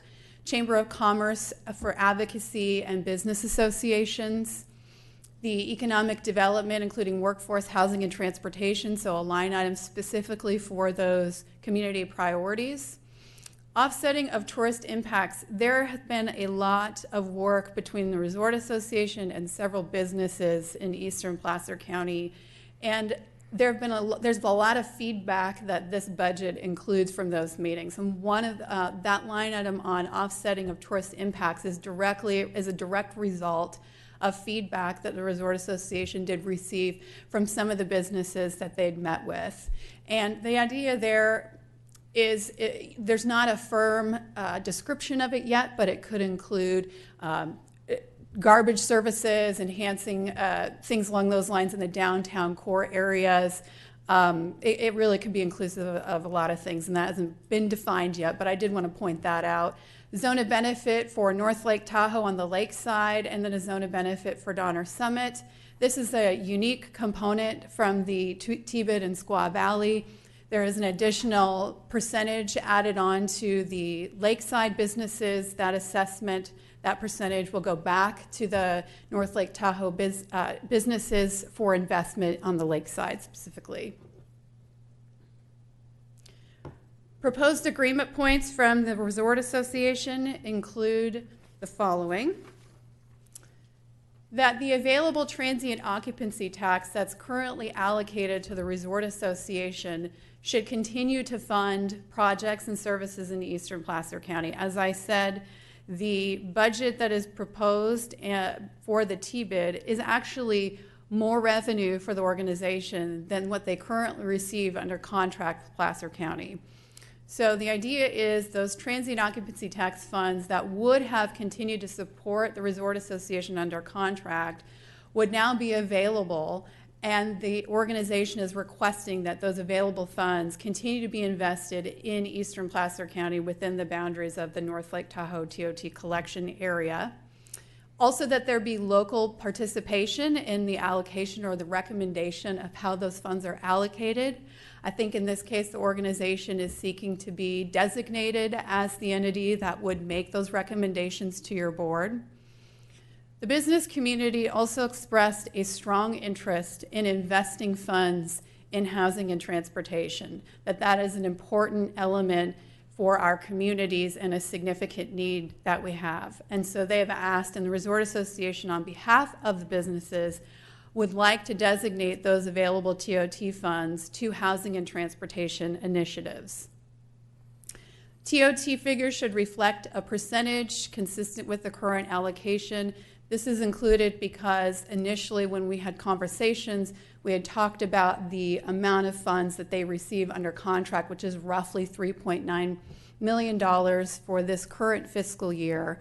But the organization would prefer to determine the percentage that reflects as it relates to other allocations like transportation, et cetera, and would prefer to rely on that in this agreement with Placer County. The agreement should include language to address any increase to the existing 10% TOT rate. There has been some conversation from businesses, particularly lodging. If there is a T-bid that adds a 2% assessment or a 1% assessment, depending on where you're located in eastern Placer County, and then throughout that 5-year term, the T-bid would be for 5 years, there is an increase in TOT on top of that. That is of concern to those businesses. And so the Resort Association has proposed some language to try and address that, which is included in your board packet. And I look forward to your feedback on that piece. And then finally, the county would fund the Resort Association if the T-bid is not renewed in 5 years. So the idea there is that available TOT that would be invested in transportation and housing over that 5-year T-bid term could then be redirected back to the Resort Association under contract with the county should the T-bid not be renewed. Just a brief overview of the projected timeline. September through October, so potentially at the end of this month, the petition drive would begin. In October, the organization will finalize the management district plan, which will include a budget on top of many other components that will be important in terms of how the T-bid will be managed, overseen, and how it will operate. I anticipate bringing back to your board in late October, when you are in Tahoe, a resolution of intention, a copy or a draft version of the management district plan, and potentially this multi-year agreement with the Resort Association should your board direct staff to move forward with that today. Again, in November, a public meeting. These are steps that are required by law. And then in December, the resolution of formation to create the T-bid. Initially, the Resort Association was hopeful that we would begin collections on January 1st of 2020. But after having more discussions with several businesses, it became clear that if the T-bid is formed, there will be a pretty significant change that will need to be made to some of the point-of-sale systems. And some of the businesses, some of the larger businesses, are concerned that they would not be able to implement those changes by January 1. Thus, the change to April 2020 to give them some time to prepare their point of sale system so that they can begin collections at that point. With that, I will conclude my presentation and answer any questions that your board may have. All right, board members have any questions or comments on the presentation at this point prior to us taking any public comment? I don't see any, so we'll go ahead and open it up to public comment. I don't anticipate there being a lot here in Auburn, but let's go ahead and jump up to Tahoe and see what folks have on their minds up there. Go ahead and step on forward, please, and identify yourself for the record and try to keep your comments to 3 minutes if you can. Good morning. My name is Adam Wilson. I'm the current chair of the Norfolk Tahoe Resort Association. Thank you for giving me an opportunity to speak to this point. I want to thank Aaron and the staff for the work that they've done as they've put this proposal forward, and it has highlighted all the points that are important to the stakeholders that have been engaged through this process as we've looked at this self-assessment through the TBID process. And I think it's really important to understand that the business community does want to continue to solve the opportunities and challenges that are ahead of us in the tourism master plan. And as we continue to drive additional revenues through the TBID and that assessment, we do feel that we do not want to use these other dollars to attack things like workforce housing, like economic development, like transportation, as Aaron pointed out. I would add at one point, we do absolutely want to be advising on those funds. So I know Aaron mentioned that that was our intent. I just want to make sure that the board does know that is absolutely our intent. And I would also say that it's incredibly important from the business community in passing the TBID that this kind of an agreement is in place. I also want to thank those supervisors who have met with us throughout the summer to support not only our work with the TBID, but also asking how they can do this. And this is a direct result of that collaboration between this board and the community here in North Lake Tahoe. Thank you. Thank you.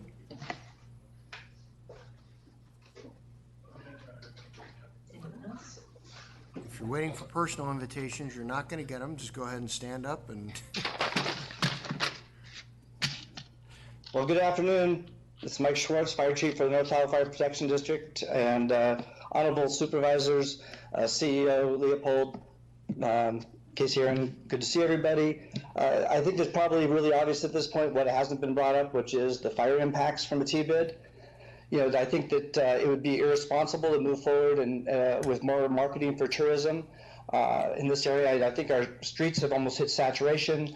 The fire district is obviously really busy. Our call volume is directly related to tourism, so as tourism goes up 100%, the district's call volume goes up 120%. And there's a little talk about impacts, but even in that discussion, there's no line item for fire.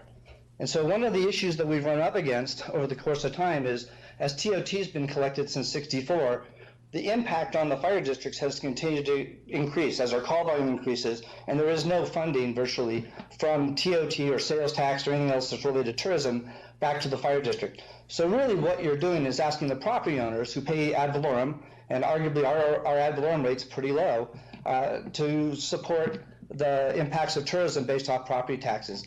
And really what you're doing is watering down safety. And you know, we talked about not too long ago, probably the greatest threat to the county and the Tahoe Basin is fire. And 80% of all those ignitions within the basin are actually related to humans. So bringing more humans in without having some forward-looking funding sources to fund those impacts, I think is really dangerous. And so as much as I'd really like to support the Resort Association and the county for tourism, because I think it's a vitality to the region, I'm really concerned if we don't fund the impacts through this. We have tried probably for $10 million in different grant funds through TOT, and because there hasn't been good direction to staff, and I think the Tourism Master Plan doesn't have impacts for fire in its priority tier 1 level, we've been very unsuccessful at getting tourism dollars to help offset the impacts of tourism on the fire protection district. So, there were 350 wildfire ignitions within the basin in the last 7 years. Like I said, 8% of those were human caused. And then the amount of nuisance fires that go with the tourism piece all ends up taking resources away from what we need to do on a day-to-day basis to support our community. When TOT was originally passed, in the original ballot measure and the investment policy adopted by the board, TOT was to be used to mitigate tourist impacts on local communities. And that's just not happened for the fire service. I know there's a lot of county impacts that have been mitigated, dog catcher, the sheriff's office, the libraries, and trash collection like Ms. Casey just suggested. But you're leaving fire out there really unfunded, and it's really become to the point where we're just really concerned about how we can support more tourism without having additional funding. So to kind of wrap this up, I think we're in a position right now we cannot support the T-bid. In some sense, it's a sales tax, and I'm not sure people realize that. And maybe it should go to a vote of the community where other people besides just the retail folks understand what this really is. We could support it if there was a change to the tourism master plan where fire protection could be part of the Tier 1 process, as well as ensuring that it's part of this the management plan of the T-bid. But in its current version, like I say, we're on the position that we cannot support it. Thank you for your time, and if you have any questions, I'd be glad to try to answer them for you. Board members, have any questions for the chief? I've got a question. Now, Chief, you guys do have a per parcel assessment up there, is that correct? Yeah, the fire district has a special benefit assessment to specifically pay for chipping and for defensible space inspections, and then we have our basic ad valorem, and then prior to myself, I'm going to guess it's around 2002, they did pass a small special assessment, but our overall ad valorem rate is still very low compared to most agencies. Okay. And has there been any recent move to adjust the fee that you guys get, the ad valorem? No, there hasn't. The district's been able to look for other alternative revenue streams, and partly on the basis that, just like mitigation for construction, I think there's a belief from my board that each segment should pay a fair share, and that tourism, just like new construction, should pay some type of reasonable fair share to offset the impacts, rather than just going to the property owners and asking them to pay more to support that. But ultimately, if there's not enough revenue from other sources, that's really the only place we have to go, and I'm just not sure that would be popular here. Right, and I certainly, on the one hand, see your point about the additional impacts from tourism. On the other hand, what I'm looking at is a business community and indeed our own staff who are constantly bringing to our board the issue of the diminishing year-round population in the basin as more and more homes move toward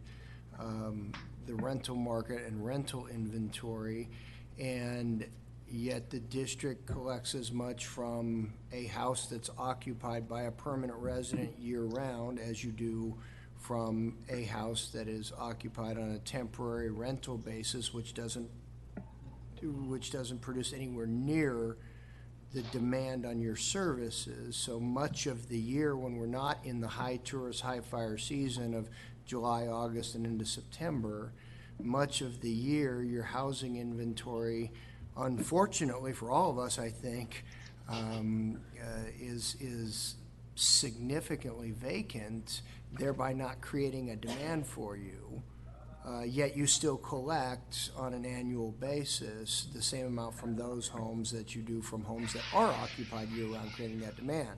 So while I do see the additional spike impact associated in those peak tourism times, which unfortunately happen to coincide with our peak fire threat times, we do have kind of this offsetting factor of the shoulder seasons and those other times when we're not dealing with the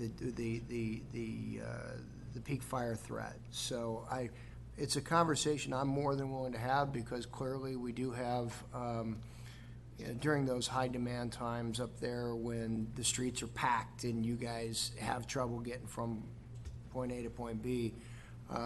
So I'm willing to have the conversation. I just encourage you to maybe look at it from that perspective of the dollars that you're collecting versus the year-round demand as opposed to just that peak demand.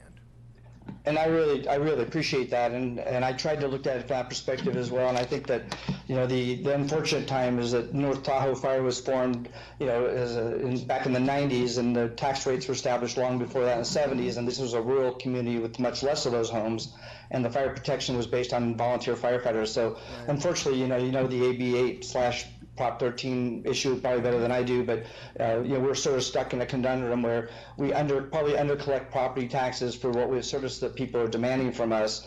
Hence, a lot of our stations are really staffed below what I would say acceptable levels. But I really would like to have the conversation with you, and I would like to encourage you to have staff at least work with us. To this point, we've had no involvement.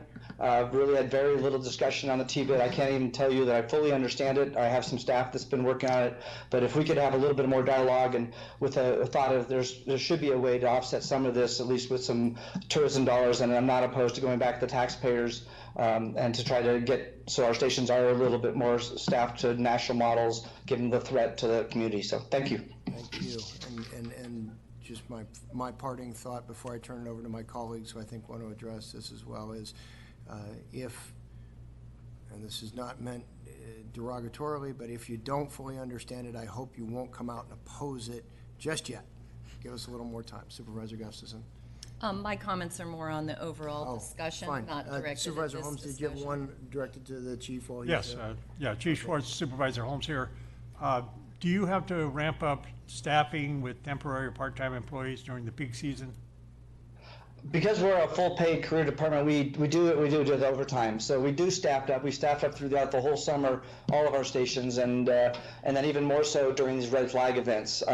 So we have basically a minimal staffing agreement with our labor unit, a larger staffing unit with our during those summer months, and then we go to a peak staffing during those red flag events to try to provide extra resources during high ignition times. And do you have an increase in the overtime costs during the peak periods? Yes, we do. All right, thank you. Thank you. All right, thank you. And I see a third person sitting all the way in the back who I can't identify. Did you want to address the board? This would be the time to do it. Thank you. Bonnie Bavetta, also with the North Lake Tahoe Resort Association. And I'd just like to reiterate what Adam was saying. There appears to be substantial, strong support for the T-bid amongst the community, but there's been voiced a lot of concern about the 3.9 million and that there might not be the support if there's not some assurances from your board that those funds will be reinvested in housing and infrastructure in the community. Thank you. Okay, thank you. All right, seeing nobody else for public comment, go ahead and bring back the board. Supervisor Gustafson, your thoughts? I probably have a lot of thoughts on this issue, as you can imagine. First off, our community throughout its history has been devoted to tourism, and I wanted to make a few comments relative to fire services as well as all services, because prior to joining you, I also spent 26 years with a utility district that had profound impacts from tourism. One of the benefits to being in a tourism economy, obviously, is our property tax bases are very high, and I know that the chief has mentioned before that there is issues with his rate. So I do think that's a discussion that's really separate and apart from a discussion on a T-bid, and let me explain why I think that. The business community is coming together to assess themselves in a way that polling showed a sales tax would not pass, and they are willing and able to actually bring in more revenue through a T-bid than a sales tax would have brought in. So they are trying to find solutions and raise money for our county adopted tourism master plan, as well as the business community's adopted tourism master plan. And folks have mentioned transportation. A huge amount of this money is dedicated to, with the business community's support, to transportation solutions. The lakeside zone of benefit, and I'm out of touch with exactly what is anticipated there, Aaron, but part of that issue is for them to look at creative solutions, because so much of the development has happened in the areas outside of the basin, and those fire districts and other services have benefited from new development. The lakeside has not had that new development, and it's been a contention point for many of us who are working in local districts that without new investment, without redevelopment with a small r, without new development such as the Tahoe City Lodge, the Homewood Project, mitigation fees, those sorts of things don't come in. And so I believe the extra 1% on lodging tax for the lake districts is looking at economic development and other things that will have hopefully profound impacts in generating new revenue for the lakeside districts. That's correct. And the Resort Association has been working very closely with business associations, both the Tahoe City Downtown Association and the North Tahoe Business Association, on this very point, talking more specifically about how these funds could be used to support economic development on the lakeside, whether it be through the implementation of the Main Street program or beyond that, quite frankly. But that is correct. Thank you. And so looking at what has been crafted here, and I know I've been party to it in discussions with various board members at the Resort Association and staff, I believe what they're asking for is if they're able to assess themselves and get 51% of the businesses to agree to assess themselves, that we then give them this 5-year period to make sure that works. And because we know that the polling showed we couldn't do a sales tax and wouldn't pass a sales tax,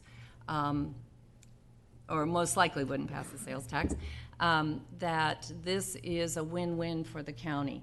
It's bringing new revenue through a self-assessment from those businesses for those purposes. I was taken a little bit aback and surprised at the chief's statements today, but I certainly understand the dilemma he feels he's in. He's been participating fully, the department has, in all the CAP committee meetings, in various discussions, explaining the needs for the fire district, and I certainly think that's a discussion worth having, but I think it's on the TOT revenues outside of this, not on what the business community is proposing to assess on themselves. And I'd be surprised that the business community would not also agree with that concept, that they should be separate discussion on that issue. But again, I'm just wasn't prepared for that discussion today, so I haven't had a chance to talk to the chief personally to understand all those issues. Okay. All right. Any other board members? Not seeing any questions or comments from board members at this time. We are being asked to provide direction on the agreement points that are before us. This would be the time to provide that direction. Supervisor Gore?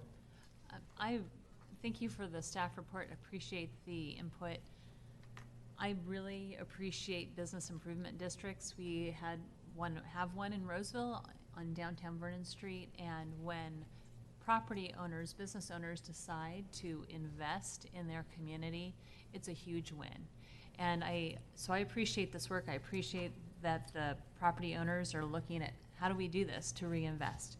I think it's really important that they have the opportunity to give direction on how we use those dollars, and as well as the TOT dollars, and making sure that they have an opportunity to give that input on capital projects, since they have to deal with the impacts on a daily basis. You know, we advise and make policy and funding recommendations, but it's really important to hear from them. So I do think it's important that they participate and let's see. It's the North Tahoe, well, let's see, who wants it? The North Tahoe Transportation Management Association wants to participate in the CAP discussions, and I think that's important, as well as the rest of the interests in the area participate in those conversations. Absolutely. And the North Lake Tahoe, the Transportation Management Association has an appointed member on the CAP committee. with the North Lake Tahoe Resort Association and the proposed agreement points, they would have an additional role or a new role in recommending the allocation of these newly available TOT funds. Something the organization used to do under contract with the county was weigh in on transportation and capital projects. The CAP committee would continue its role as it has over the last 2 years with a percentage of the TOT, and then the Resort Association would like the opportunity to recommend how the newly freed up TOT would be allocated to your board, more specifically allocated to transportation and housing projects. Supervisor Gore, go ahead. Oh, that was it? Okay. All right. Great. Thank you so much. Gustafson, any other thoughts you want to offer? No, I agree with the concepts that have been laid out and would urge us to move forward. All right. Supervisor Holmes, anything else? No? Anything you look for any specific input on? Anything? No, if there are any concerns, it sounds like I'm not hearing any. It sounds like you're all comfortable with the agreement points as they've been laid out in the staff report. My next step will be to work with council as well as the Resort Association on drafting that agreement. And I intend to bring that agreement to your board in October when your board is in Tahoe, along with a resolution of intention, assuming that the petitions are circulated before then and that there's a yes vote on those. Okay. And then I did want to just mention, if I may, one more thing to the chief's comments. The Resort Association's marketing budget in the updated T-bid does not exceed by a significant percentage the current marketing levels or budget that they have today, which means the organization is not necessarily going to be targeting growth, especially during peak periods. In fact, the organization has focused more on shoulder season, midweek periods when we don't have that, when we're not maxed out in the community. So they are being very thoughtful and strategic in that way. So I think that's an important point to make in light of some of the comments that we heard from the chief earlier. So. All right. Thank you very much. Thank you. As no formal action is required on that, we'll go ahead and move on to our 10:50 timed item. This is the auditor. And lo and behold, there he is. An update on our Workday Enterprise Resource Plan implementation. Good afternoon, Chairman Euler, members of the board, Karen, Todd. Hope you're doing well today. I'm here to give a final presentation on our implementation of the Workday system. So little background, on February 21st, 2017, the board approved the ERP replacement project for $16 million. Along with that, we approved a licensing agreement with Workday and a contract with our integrations partner, Sierra Cedar. Also along with that February 21st, 2017 action, we also approved the Workday project staffing plan. On January 8th, 2018, I provided the board a Workday project update on how we were doing with phase one, which we call the financial side of the implementation. On July 10th, 2018, the board approved new job classifications for the Workday support organization that is now in place, and I'll talk about later. December 18th, 2018, down at the fairgrounds, I provided the board a Workday project update on the phase one financials go live. That was on July 2nd, 2018. I also provided the board a Workday project update on phase two, the HR payroll side, and in that presentation I was recommending a 3-month delay to March 31st, 2019. On February 26, 2019, I came back to the board and the board approved an additional 3-month delay for phase two HR payroll, along with a contract increase for Sierra Cedar. So just to recap some of our initial challenges post-go live with Workday financials, employee turnover in key departments, project team turnover.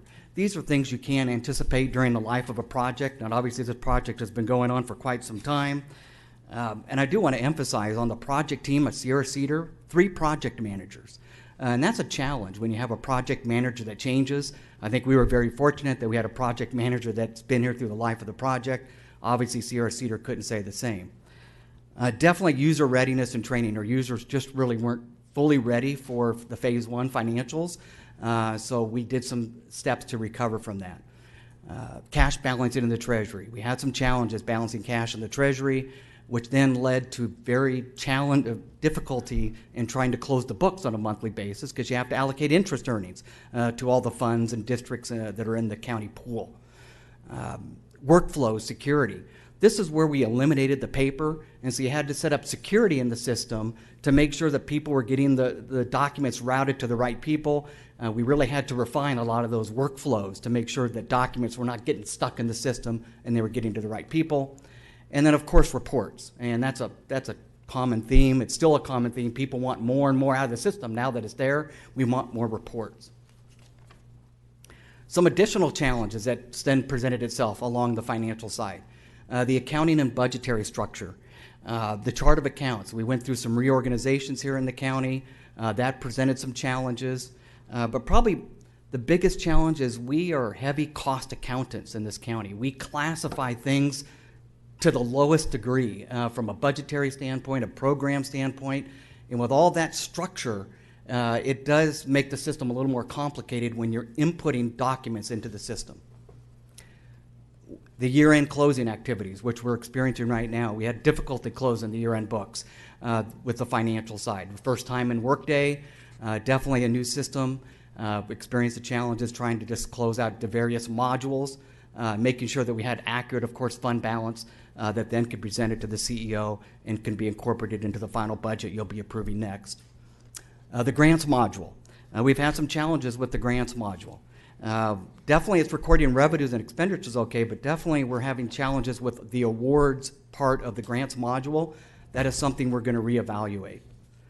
The state controller budget schedules, which you're going to be seeing here next on the agenda, took quite a bit of time to refine those state controller budget schedules into the format they require. That effort started last December 2018, and we finally got them done in September, and I know there'll be more discussion of that later. And then reporting. Now we're getting into the year-end reports, the CAFR, the cost plan, department budgets, and special districts. They all have needs in terms of reports. Obviously, the CAFR, near and dear to me, is really a high priority, but the cost plan is coming next month. We got to prepare the cost plan so we can get those reimbursements from the state and federal government. So the current status on those challenges. We successfully got a cash balancing methodology in place. The monthly closing process is now dialed in. We're closing the books within 10 days of month end. We provided training with process owners and key department users. We created new job aids and developed a Workday tips and tricks that goes out every week to help employees with some of their challenges in the system. We are currently performing a comprehensive review of fiscal 18-19 accounting transactions. We've been doing that. We're still doing that. There's still a couple of large transactions we need to book to the financial system, specifically OPEB and pensions. They don't have an impact on the fund statements that you'll be seeing today, don't impact the general fund balance, but obviously those are large journal entries that we still need to process in the system. And as we're doing that, we're still seeing some things that have been misclassified, and we're trying to clean that up before the external auditors arrive in early October. And last, we're in the process of creating a comprehensive future enhancements list to address department needs. We'll talk a little bit more about that later in the presentation. Key business process changes on the financial side. Employee claim expenses and retiree health payments are now fully automated with direct deposit into the employee retiree's bank account. All expenditures less than $1,000, except employee claims, no longer need the auditor controller approval before payment. We will audit those after the fact. We do a lot of internal auditing after the fact, like credit card transactions. We audit those after the fact. We have eliminated paper with the use of workflows, probably the biggest benefit of the Workday system. Tons of paper has been eliminated. Another benefit is auditor controller management can now see all journal entries. Sometimes that can be a detriment because I see about 100 emails a day with journal entries that need to be approved. I'm not approving all of them, but there are things I can see that I may want to take a deeper dive in, where before I, as the auditor controller, I didn't see all those transactions on a day-to-day basis. And last but not least, there are still some business process changes we need to reevaluate. We did enter in a separate agreement with Vavernick, Trine & Day, our external auditors, to do a security review of the system. There'll be a separate report issued and presented to the audit committee later this year. And then internally, internal audits has taken a look at some of our key business process changes, In the area of confidential docs is another area we need to revisit. And whenever you make a change to the system, other things pop up and that you didn't consider when you were implementing the system. So definitely that is one area we need to get a better grasp on. So that's the financial side. Workday HR payroll. We went live on July 1, 2019. Personnel action forms, timesheets, and leave request forms have now been all replaced with online workflows. Managers and supervisors can improve employee time and leave in Workday. Employees can request time off in Workday. We've expanded the self-service functionality for employees. They can print out their pay stubs. They can make their federal and state election changes with withholding, so the W-4, the DE-6. Open enrollment, which we're currently in now, has been rolled out to employees. And also employees can make personal information changes in the Workday application. And last, labor distribution is now fully automated. Now that we have one system, we don't have this large integration between PASS and Acorn, our two prior systems that needed a lot of care and feeding. Now it's all fully automated in one system.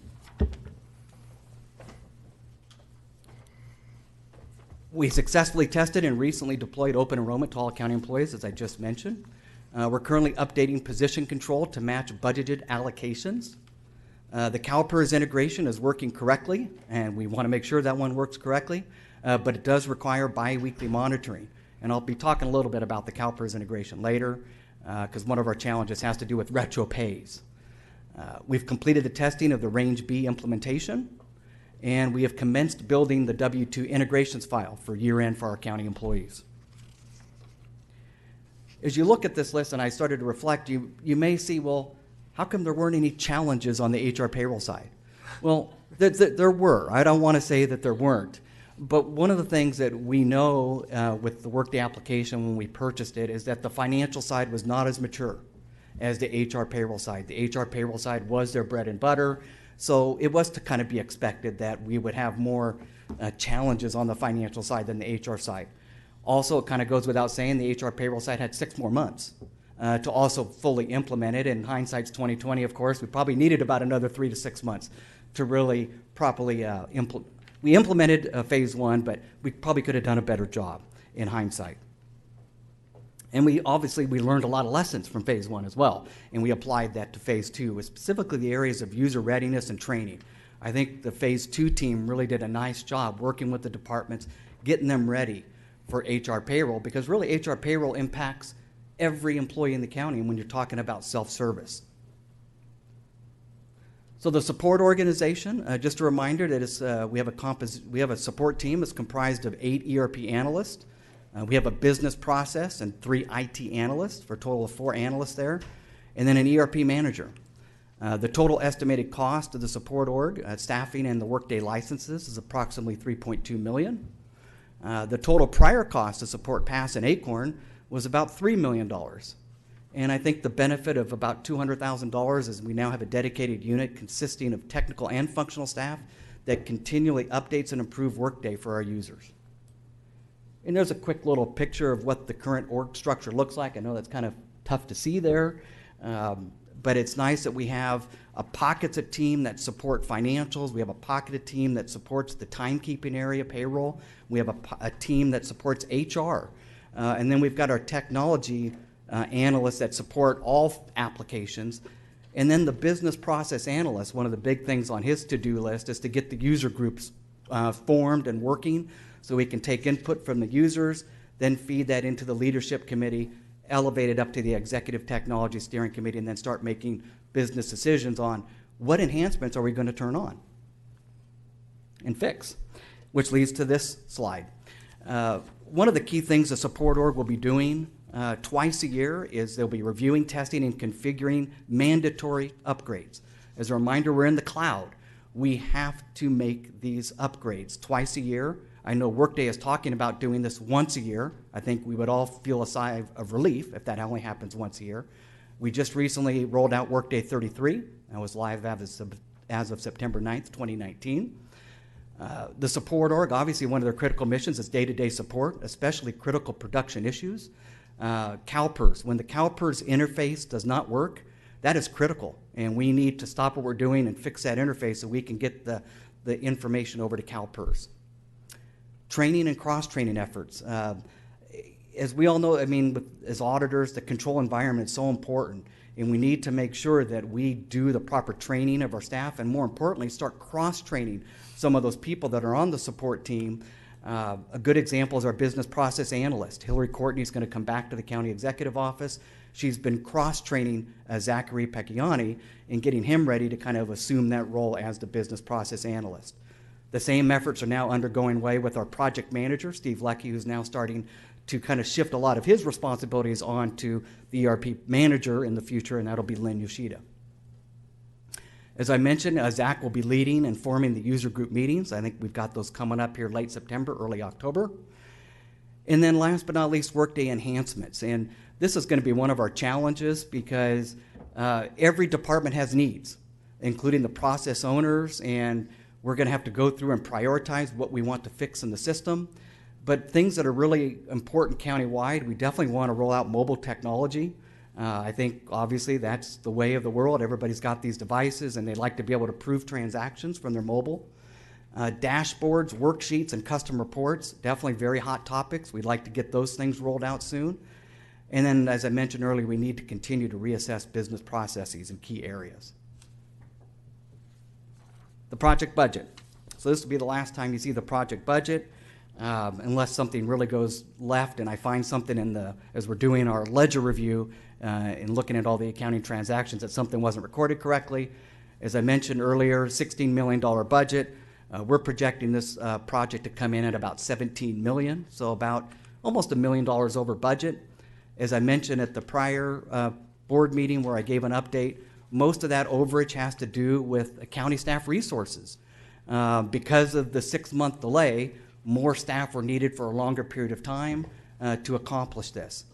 In addition, because the schedule kind of shifted a little bit, and now we're moving into now 1920 in a post-support role, the auditor controller did require a final budget adjustment that you'll be hearing about in your board presentation on the final budget. I usually don't have final budget adjustments, so it's really odd for the auditor controller to come and ask for more money, but I had to do that, and the benefit there is by getting the additional contribution from the general fund, I don't have to charge the users, which most of the users are county departments. So you're just charging one and bringing the money in from another fund. So I appreciate Todd's support with that additional general fund contribution. As you know, as an auditor, we keep a lot of documents. And I found a gold nugget as I was looking back in some of our capital planning sessions back in fiscal year 11-12. We had an infrastructure investment committee. And they identified that we needed to replace PASS. And PASS replacement cost was estimated at $15 million. And so I underscore that because it was just to replace PASS was $15 million.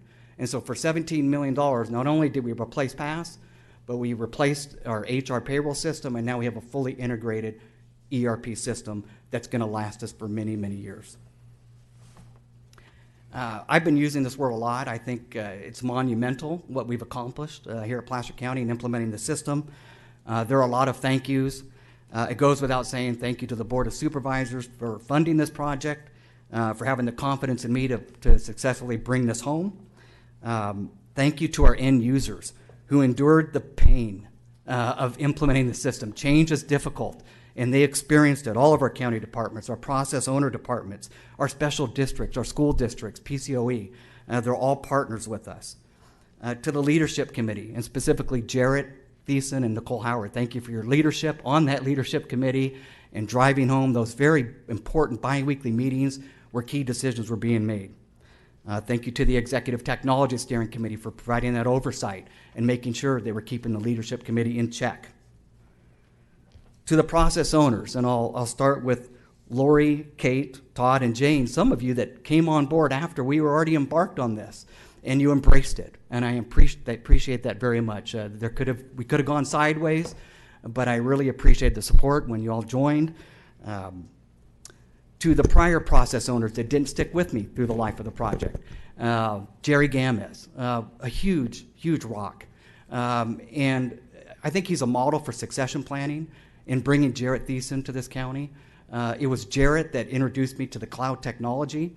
I really hadn't thought about that. I wasn't really ready to embrace that, but it was Jarrett that helped kind of drive that along with Jerry's support. Again, Jerry was there.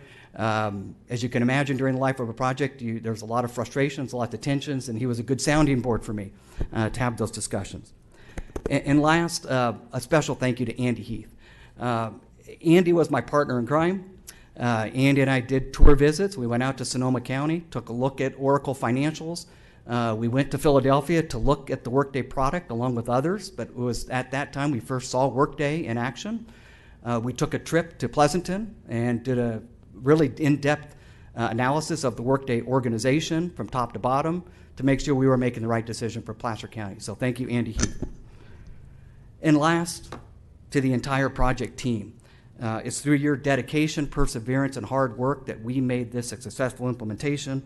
What a dynamic team. I'm so proud of what we've accomplished. With that, I'm happy to answer any questions you may have. All right, board members. We'll start with Supervisor Gore. Thank you, Andy. Thank you for your report out, and thank you for your leadership on this. I was exhausted listening to your presentation, thinking about how much work it's taken to get to this point. A couple things I just want to say. I appreciate you giving us a perspective of back in 2012 what it was estimated to cost us. Because when you look at a huge price tag like $17 million, you're thinking, how are we saving money? How does this work? And you have clearly worked hard to put together this process, this project, and it will save us dollars in the future. Obviously, we had to upgrade the systems, but it will save us time and money and energy into the future, which is great to see so much more of this online and accessible to our employees. Reports can be generated, et cetera. So that's terrific. You know, change is hard, but change is good, right? And nobody really wants to change, but when we are able to utilize technology to allow us to be more efficient and effective as we try to provide services for our residents, our community, it's really important. So thank you for working really hard and doing such a great job. And I know y'all get to celebrate soon, which is terrific. But I really appreciate your leadership because it was quite a daunting project. Thank you, Bonnie. All right. I don't see any other comments from any of the board members, so thank you very much for the update, for the presentation, and right. Glad we're at this point in the process. Yes, so in closing, Bonnie did mention a celebration. We are having a Workday celebration on October 2nd from 12 to 2 at the Placer County Fairgrounds in Auburn. It's being sponsored by Sierra Cedar and Workday. And I know you have a budget presentation coming up, so I did bring a little gift for each of the board members. In case you get a little twitchy, I did bring you some Workday fidget spinners as you're listening to the final budget.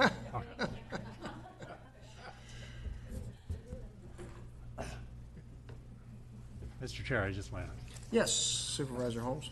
The Placer County Fairgrounds is in Roseville. The Gold Country Fair is in Auburn. So just wanted to. Thank you for clarifying, Supervisor Holmes. All right, thank you. All right. Well, all of our remaining department items are Kate's, and she's assured us that she has no HR emergencies that she has to go resolve right now. So we're going to go ahead and move on to the 2019-2020 final budget discussion, and we'll get to the remaining department head items after that. Supervisors, I want to first thank everybody that's been a part of this budget leading up to this. You know, this is as all of you know, this budget's ending up being a year-round process versus a 6 or 8 month endeavor. And so, but that is not done with one person. That's really a culmination of folks that are in the room presenting. The two Daniel Squared here are going to be running this presentations, but we have a number of folks in the audience as well that were staff that were instrumental in making this work, and obviously our departments, their input was invaluable here. So I'm going to leave it to Daniel Chatney, our new Finance and Budget Operations Manager. This is his first presentation, but it's a good one for the day. So I'll kick it off to you, Daniel, and go from there. Thank you, Todd.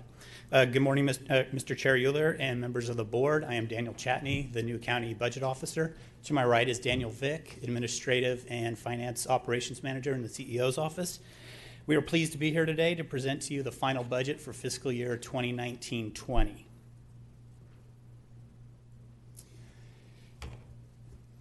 At the conclusion of today's presentation, your board will be asked to conduct a public hearing, adopt the fiscal year 2019-20 final budget, including a final budget for operating funds totaling $1,033,296,224, a final budget for proprietary funds totaling $140,540,585, a master fixed asset list. We'll introduce an ordinance approving allocation of positions to departments, a final budget resolution for special districts totaling $54,925,011. We'll adopt the fiscal year 2019-20 5-year capital improvement plan and adopt a resolution approving the pension and other post-employment benefits funding policy. As a reminder, the County Executive Office has been working with county departments and your board for nearly a year to prepare this final budget. Some of the key dates have been pre-budget rollout meetings with departments that took place in January of 2019. Mid-year fiscal update took place in March of 2019. The submittal and review of budget requests occurred through March and April of 2019. Your Board of Supervisors capital workshop on March 19th. The departmental budget presentations to your board on April 9th. CEO recommended budget development final occurred in May of 2019 with a proposed budget hearing that took place on June 25th. Today we'll finish that process with the final budget public hearing and adoption today on September 24th. I'd like to start with an overview to the changes in the operating budget since the proposed June budget. The proposed final budget for the county is $1,033,296,224. The increases that make up the difference, $29 million increase in general fund financing uses. The change is primarily due to additional reserve and capital contributions, and we'll touch on most of those throughout this presentation. The Health and Human Services Fund saw about a $10.6 million increase.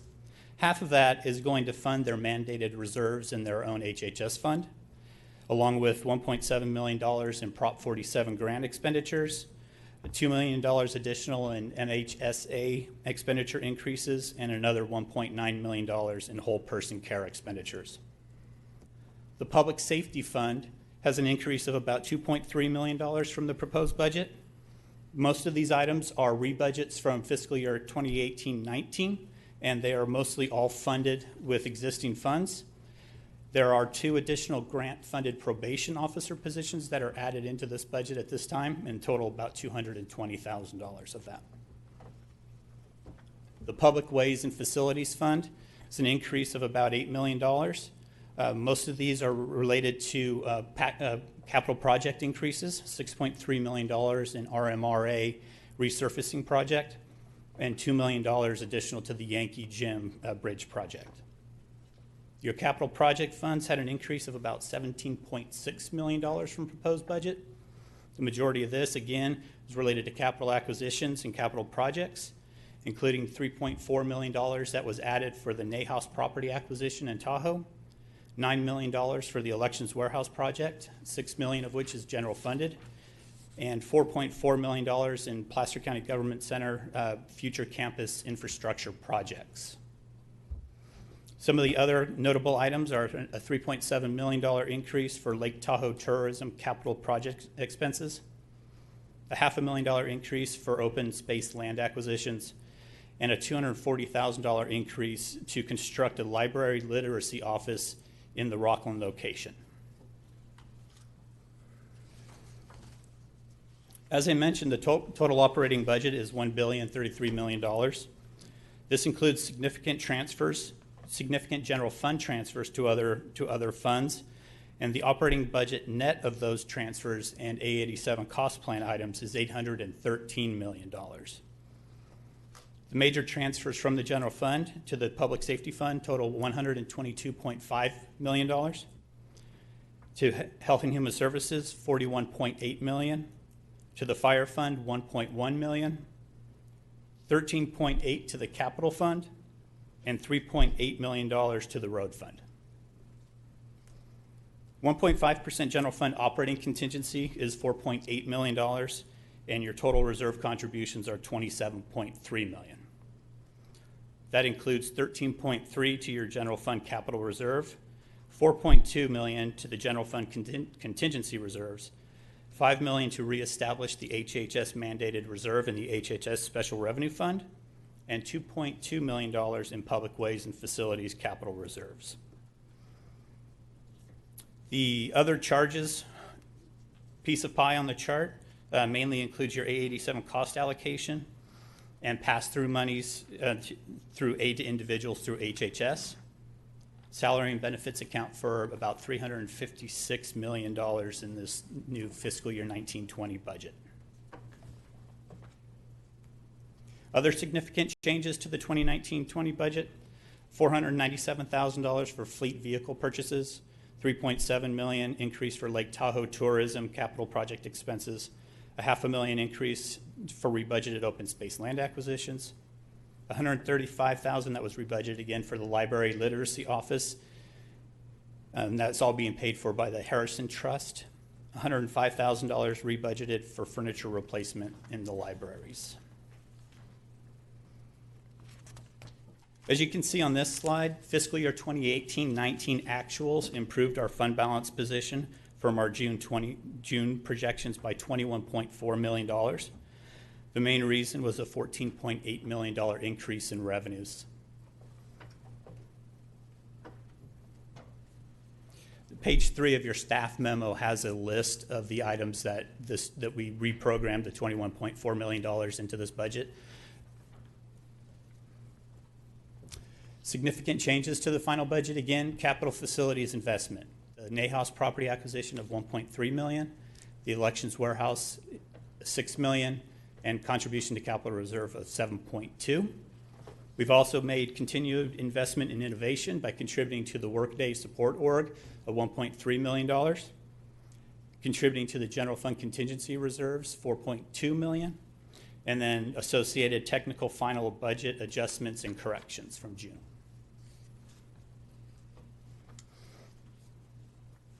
The overview of your general fund financing sources by category: again, local taxes make up the majority of this. We did see a $10.8 million projected growth in local taxes for the 19-20 budget, $342,000 of that in sales tax. On the financing uses by category, salaries and benefits make up the second largest category of expenses after the transfers out to the other funds. The salaries and benefits dropped from last year primarily due to retiree health premiums being paid for out of the OPEB assets accumulated in the CERBT trust, and versus having the departments pay for those, and increased budgeted salary savings from 3% to 4%. Growth in the general fund expenditures were primarily driven by growth in reserve contributions. Again, it's the $17.6 million being allocated to the capital and contingency reserves versus a number that was $1.4 million in fiscal year 2018-19. In the transfer section, we removed a one-time road fund transfer of $13.3 million and increased a $6.7 million contribution to the public safety area.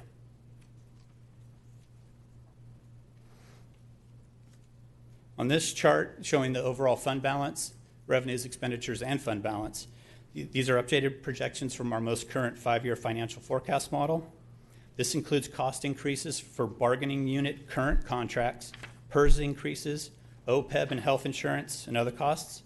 This assumes general inflation on supplies and contracted expenses. It assumes growth in property taxes based on the past several years of experience, and that ranges between 6% and 4%. There's a dip in fund balance in 2020, and this is mainly due to the one-time capital project transfers. Again, $6 million to the elections warehouse, $4 million to the fairgrounds, and $1.3 million for the Nahas property acquisition in Tahoe. The projection does suggest that the general fund is healthy and able to meet our current operational expenditures. The general fund contingency reserves are funded at 5% of general fund expenditures. This does currently include health and human services, and this is in line with county financial policy.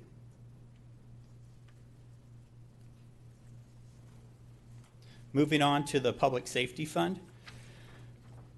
Nearly all the final budget adjustments totaling $2 million in the public safety fund are offset by increased revenue estimates from Prop 172 sales tax and asset forfeiture transfers. Again, there's a list there of the items that went in to make up the $2 million.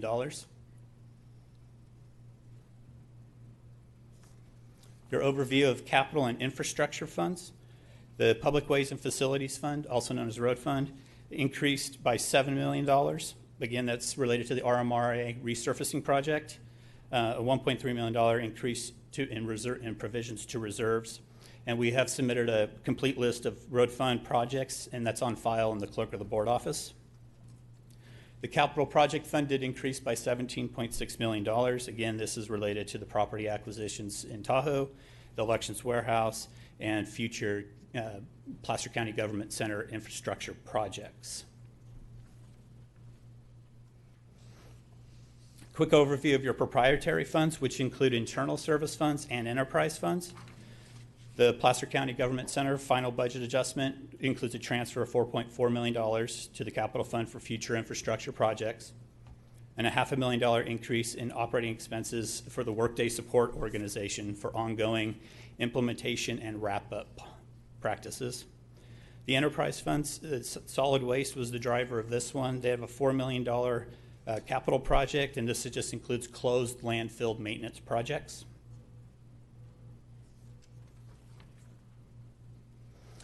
A summary of the changes to funded positions for fiscal year 1920. The net change is an increase of 4 positions. In the general fund, there was an increase of 3. A senior planner position that will work manage the in lieu fee program for the Placer County Conservation Plan. 2 additional building inspectors to address current and future development impacts. The Public Safety Fund again had a net increase of 2 probation officers that are funded by the Prop 47 grant. And the Library Fund took 2 part-time library clerk positions and converted that to 1 full-time position, so a net gain of -1 for a total of 4 increases to the 1920 budget. Staying on the theme of personnel and employment obligations, the figures on this chart, on these charts present data from our most recent CalPERS actuarials. Our miscellaneous plan funds about 30% of salaries. Safety plan funds about 41% of salaries for fiscal year 1920. Our total projected employer costs runs about $69 million for fiscal year 1920. Our total liability for the county is just under $1.9 million.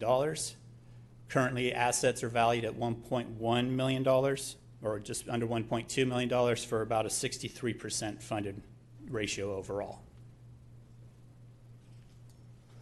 Post-employment obligations. CalPERS annual required contribution is expected to grow significantly over the next 5 years from the current $69 million budgeted in fiscal year 2019-20, and projected currently to be about $87 million by fiscal year 2023-24, and that's about a 28% growth. In fiscal year 2017-18, the county made its first contribution to an IRC Section 115 trust fund to pre-fund CalPERS and OPEB retirement obligations. The contribution made was just about $4 million. That trust today holds about $6.8 million as of June 30th.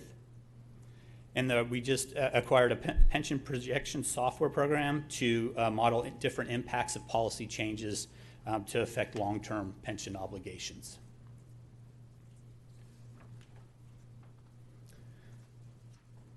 Other post-employment benefits known as OPEBs. Our total liability is about $393 million as of June 30th of 2018. Our assets are currently valued at $358 million, which is roughly about a 91% overall funded ratio. And our funding status can change significantly year over year. What we've seen recently is accelerated contribution rates, better than expected investment returns, a change in the actuarial assumed discount rate from 6.5% to 7%, change in the actuarial assumed long-term payroll growth from 3% down to 2.75%, And our historic return on assets so far have been averaging 7%, over 7% annually. We have a total of 171 special districts in the budget for 1920 for those districts. Totals $54,925,011. And then most notably in there, the sewer maintenance districts 1, 2, and 3 totaling $19.5 million.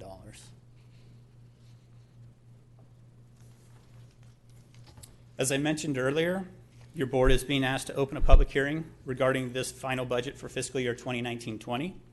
And at the conclusion of the public hearing, take several actions to adopt this final budget and several related actions. I would like to thank the board and the county department staff, as well as CEO analysts and the CEO budget office, especially Daniel Vick, Adam Wade, Denise Medlin, and Chad Fenstermacher, for all the hard work and time that it took to put this budget document together for your final review today. And with that, I'd be happy to entertain any questions you have. Supervisor Holmes. First of all, I just want to thank the CEO's office and the staff for the hard work you've done over the year to bring this budget together. We can see that must be pretty good because we don't have a lot of people here to complain about anything, which is a good thing. If you could go back to slide number 20, please.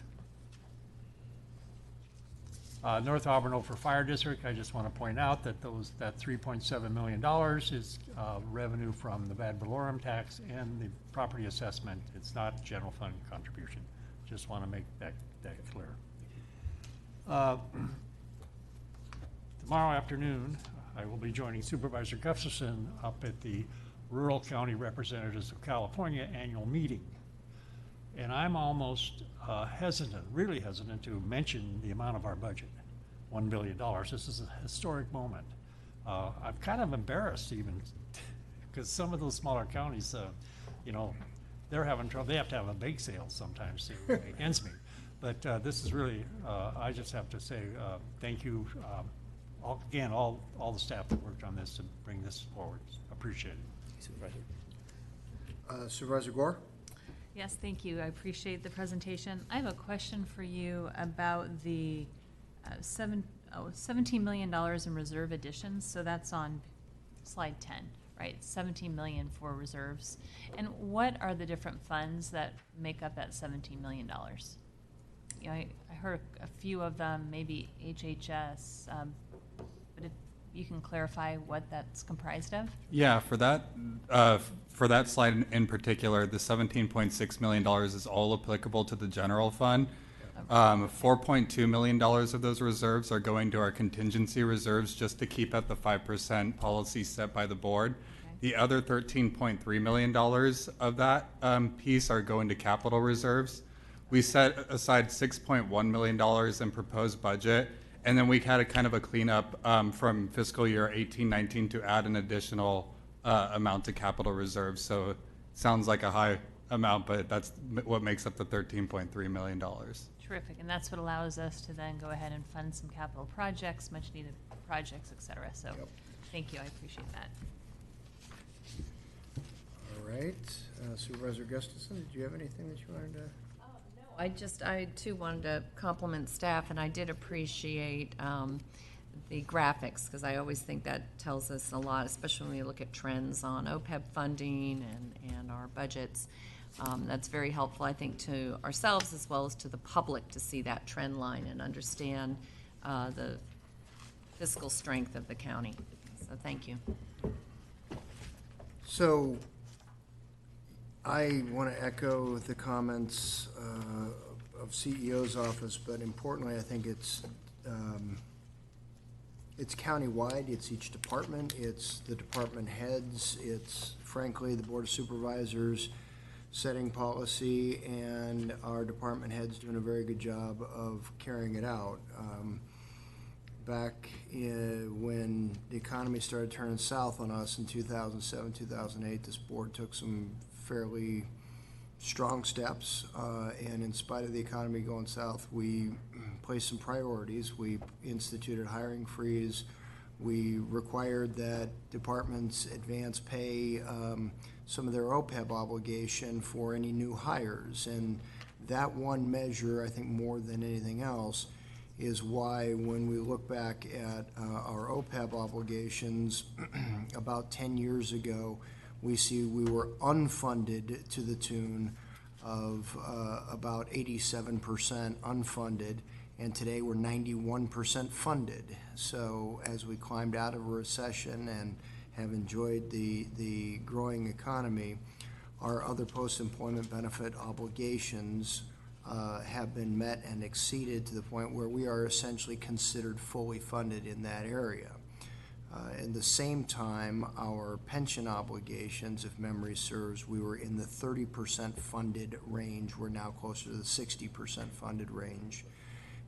So I would like to see us continue to focus on making sure that those unfunded obligations, to the extent possible, we're paying those down, because we know that that then translates into a reduction in our annual required contribution going forward, which just means more general fund dollars that are freed up for future boards by having that contribution going down. One of the other things that we've done, and I think this is right on the heels of Andy's presentation, you look at our funded positions today.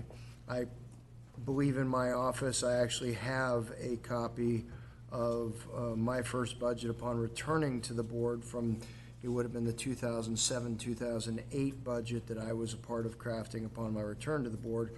And I want to say our total employee count was right about 2,700 at that time. And here we sit today right about 2,700 as our population that we serve has grown significantly. And as we know, the state has devolved more responsibilities to the counties over that time, so they get out of the job of funding responsibilities. We've done it by, I think, being very smart in how we apply technology and how we manage our workforce. And so to have experienced the kind of growth and still, I think, excellent service delivery levels countywide, by maintaining that workforce, not growing that workforce, I think is a testament to our managers across all of our departments, and then of course the people that they manage in really doing more over the years, utilizing the tools that our board has been able to help them with, and from a technology standpoint. So I appreciate sitting here. To Supervisor Holmes's point, I appreciate you breaking out internal service transfers and A87 costs, because the real budget we're dealing with is still in the $830 million range. When I saw that cracking $1 billion, I kind of recoiled. But you know, when we don't double count some of the dollars, we're really still close to $830 million that we're dealing with in terms of actual expenditures of the public dollars. And so when you go to your RCRC meeting, I think you can do it not being embarrassed about the billion, but rather with great pride at the level of service that we continue to provide in this county through the prudent stewardship of all of our management and our staff. Well, rest assured I won't be boastful. Okay, thank you. All right, there being no other comments at this time, we're going to go ahead and conduct our public hearing for the purpose of being able to approve our final budget for FY 19 and 20. Is there anybody that wishes to address the board under the public hearing? Seeing none, we will close the public hearing. Our board is being asked to adopt a resolution to approve the 1920 final budget, including final budgets for our operating funds totaling $1,333,296,224.67. Okay, I made that last part up. as well as final budgets for county proprietary funds totaling $140,540,585, and also to approve the county fixed asset list for FY 19 and 20. Do we have a motion on? Thank you. We have a motion, Holmes, second was Gustafson. All in favor, please say aye. Aye, opposed, none, thank you. We are being asked to introduce an ordinance, waive all reading, and approve the FY 1920 final budget uncodified allocation of positions that we just discussed to departments ordinance. We have a motion, Holmes, second Gore. All in favor, please say aye. Aye, opposed, none. And we're being asked to adopt a resolution adopting the FY 1920 final budgets for special districts governed by the Board of Supervisors, the amount of $54,925,011. Motion, Holmes, second Gustafson. All in favor, please say aye. Aye, opposed, none. Thank you. We're being asked to adopt the fiscal year 1920 5-year capital improvement plans for facilities. Holmes and Gore, all in favor, please say aye. Aye, opposed, none. And finally, adopt a resolution approving an updated pension and other post-employment benefits funding policy for Placer Administrative Manual. Second. Motion, Gore, second Gustafson. All in favor, please say aye. Thank you. And thank you all. Thank you to CEO staff, but thank you to those of you who, once we say this is what it is, you make sure that you get the job done. Thank you very much. All right, moving on. We have a number of requested changes in classifications and things along those lines. And since there were no HR emergencies, she had to rush off to our HR director is here to present these items. I'd rather be here than dealing with an HR emergency any day. Thank you, Chairman and members of the board. Kate Sampson with your Human Resources Department. I have a number of administrative items for your consideration. The first is related to the Administrative Services Officer Classification Series. Requesting introduction of an ordinance today that would amend your schedule of classifications and compensation, as well as your allocation of positions to departments ordinance, to implement the changes adopted by the Civil Service Commission at their September 9th meeting. In short, the Administrative Services Officer classification was reviewed recently by the Commission due to its near obsolescence at the ASO level and the overwhelming predominance of the use of the senior level position. After that review, it was recommended to the Commission to retitle the position as the Administrative and Fiscal Operations Administrative, let me make sure I get that right, Administrative and Fiscal Officer, and have it be flexibly allocated with a 1-2, 1 being the entry level and 2 being the journey level for the position. So the ordinance recommended for your adoption makes that titling change and also amends your position allocations to reflect the actions taken by the Commission at their meeting on the 9th. All right. Any board members have any questions on this item? Not seeing any, we will go ahead and ask for any public comment on the item. And seeing none, what's the pleasure of the board?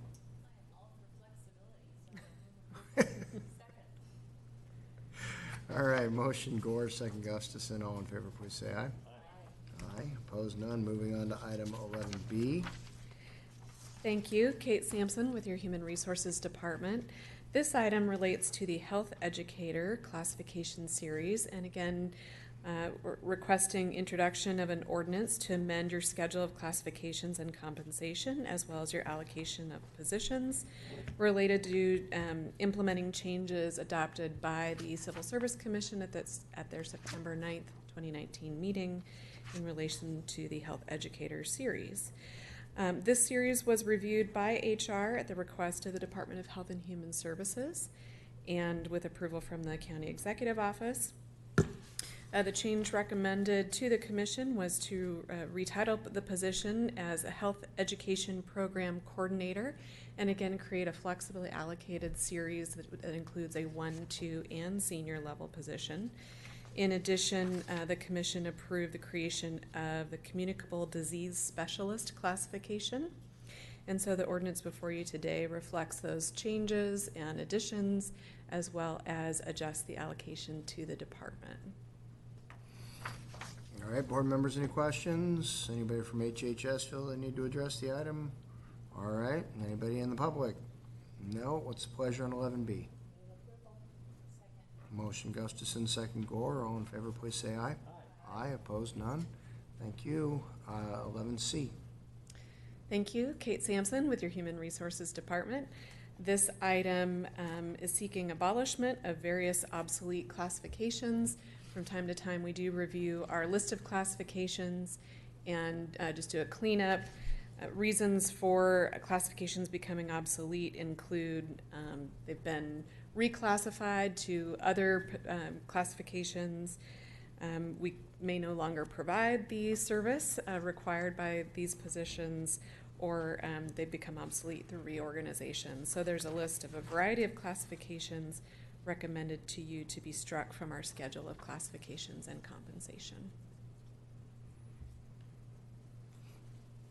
Looking at this, thinking about board actions over the last few years where we have successfully partnered with the private sector in delivery of a lot of services, and I'm seeing a lot of positions that we just no longer have in the county because we're providing those services through the private sector. That's correct. So I guess we can go ahead and make these changes since the people are no longer there. All right, any board members have any questions? Seeing none, any members of the public? All right, what's the pleasure of the board on item 11C? Motion Gustafson, second Gore. All in favor, please say aye. Aye, opposed, none. Thank you. 11D. Thank you. Kate Sampson with your Human Resources Department. This item proposes updates to salaries for various management classifications. First, we're addressing compaction issues. Your board may recall taking up a similar item in July of this year, where we've established a minimum of an 8% salary differential between managers and their highest paid subordinate. After a quarterly review, 2 additional positions were identified that did have compaction issues based on changes to their the level of subordinates they're supervising. So adjustments are proposed for the risk management administrator and county surveyor classifications in order to maintain that minimum of 8% between them and their highest paid subordinate. Secondly, you may recall your board approved a countywide reorganization in late 2018, which then included the Veteran Services Department within the Health and Human Services Department. This is just a cleanup to maintain the same salary for the Veteran Services Officer, but adjust it to its appropriate group, which is management and no longer appointed department heads. And thirdly, the Air Pollution Control Board at their August 8th, 2019 meeting approved a contract amendment for the Director of Air Pollution Control, which includes wage increases retroactive to June of this year as well as the following 2 years. And we need to amend our schedule of classifications and compensation in order to implement that wage increase or contract amendment approved by the Air Pollution Control Board. So that is also proposed for your approval in the ordinance proposed for introduction here today. All right, board members, any questions on item 11D, 1A through C? Seeing no questions, any members of the public wish to address the board? What's the pleasure of the board? Motion Holmes, second Gustafson. All in favor, please say aye. Aye, opposed, none. Item 11E. Thank you. Kate Sampson with your Department of Human Resources. Nice to see you too. Thank you. This last item relates to the creation of new psychiatrist and chief psychiatrist classifications. The Department of Health and Human Services currently utilizes the physician and chief physician classifications in order to employ psychiatrists in the adult and children's systems of care divisions. However, it's been our experience that psychiatrists are very difficult to recruit in the available labor market and are not typically looking for work under the physician title. And so the HHS department, in addition to Human Resources, recommends the board create a flexibly allocated position that would be titled Psychiatrist Board Eligible and Psychiatrist Board Certified, as well as a Chief Psychiatrist position. The proposed salary is consistent with the current physician classification as well as the external labor market, although it includes compensation that was formerly paid as special pays and now just incorporates it into the salary so that we're able to reflect the realistic pay for the position.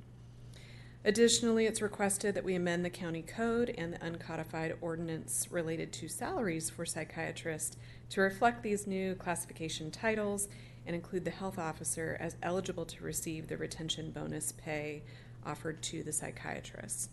Again, this item has been reviewed and supported by HHS and the CEO's office. All right.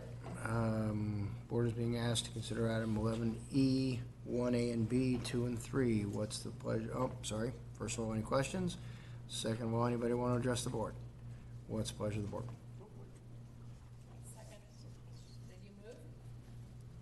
No, I think he was going for it. There you go, thank you. Jeff was moving, that's why. Oh, okay. Jeff, you didn't want to address this, did you? No. Okay, thank you. That was the right answer. So we have a motion, Gustafson, and I'm sorry, did we get a second? Gore. All in favor, please say aye. Aye, opposed, none. Thank you. Thank you. All right, that completes our department head items. So all that stands between us and lunch is county council taking us into closed session. The board will now adjourn to closed session to consider five items of existing litigation and 1 item of anticipated.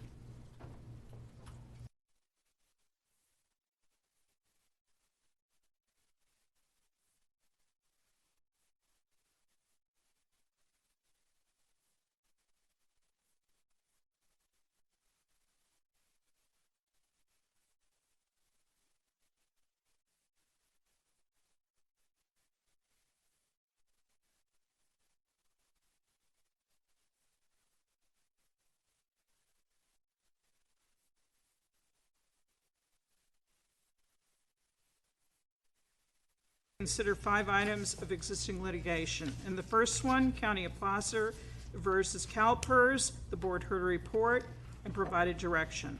In the second matter, Holt versus CalPERS, the board heard a status report. No action was required or taken. In Jones versus Gualco, the board heard a report and authorized defense of Sheriff Timothy Gualco. In Placer County versus Amerisource Berrigan Drug Corporation, the board heard a report and provided direction. In the Placer County Residents for Legal Compliance versus County of Placer, the board heard a status report. No action was taken or required. In 1 item of anticipated litigation, the board heard a report and authorized the initiation of litigation. This concludes the report out of closed session. All right, having completed all agendized items for this meeting, we will adjourn to our next regular meeting on October 8th and wish our colleague a very happy birthday. Thank you. It's been wonderful so far. Yeah, that's great. Spending it with us, yes.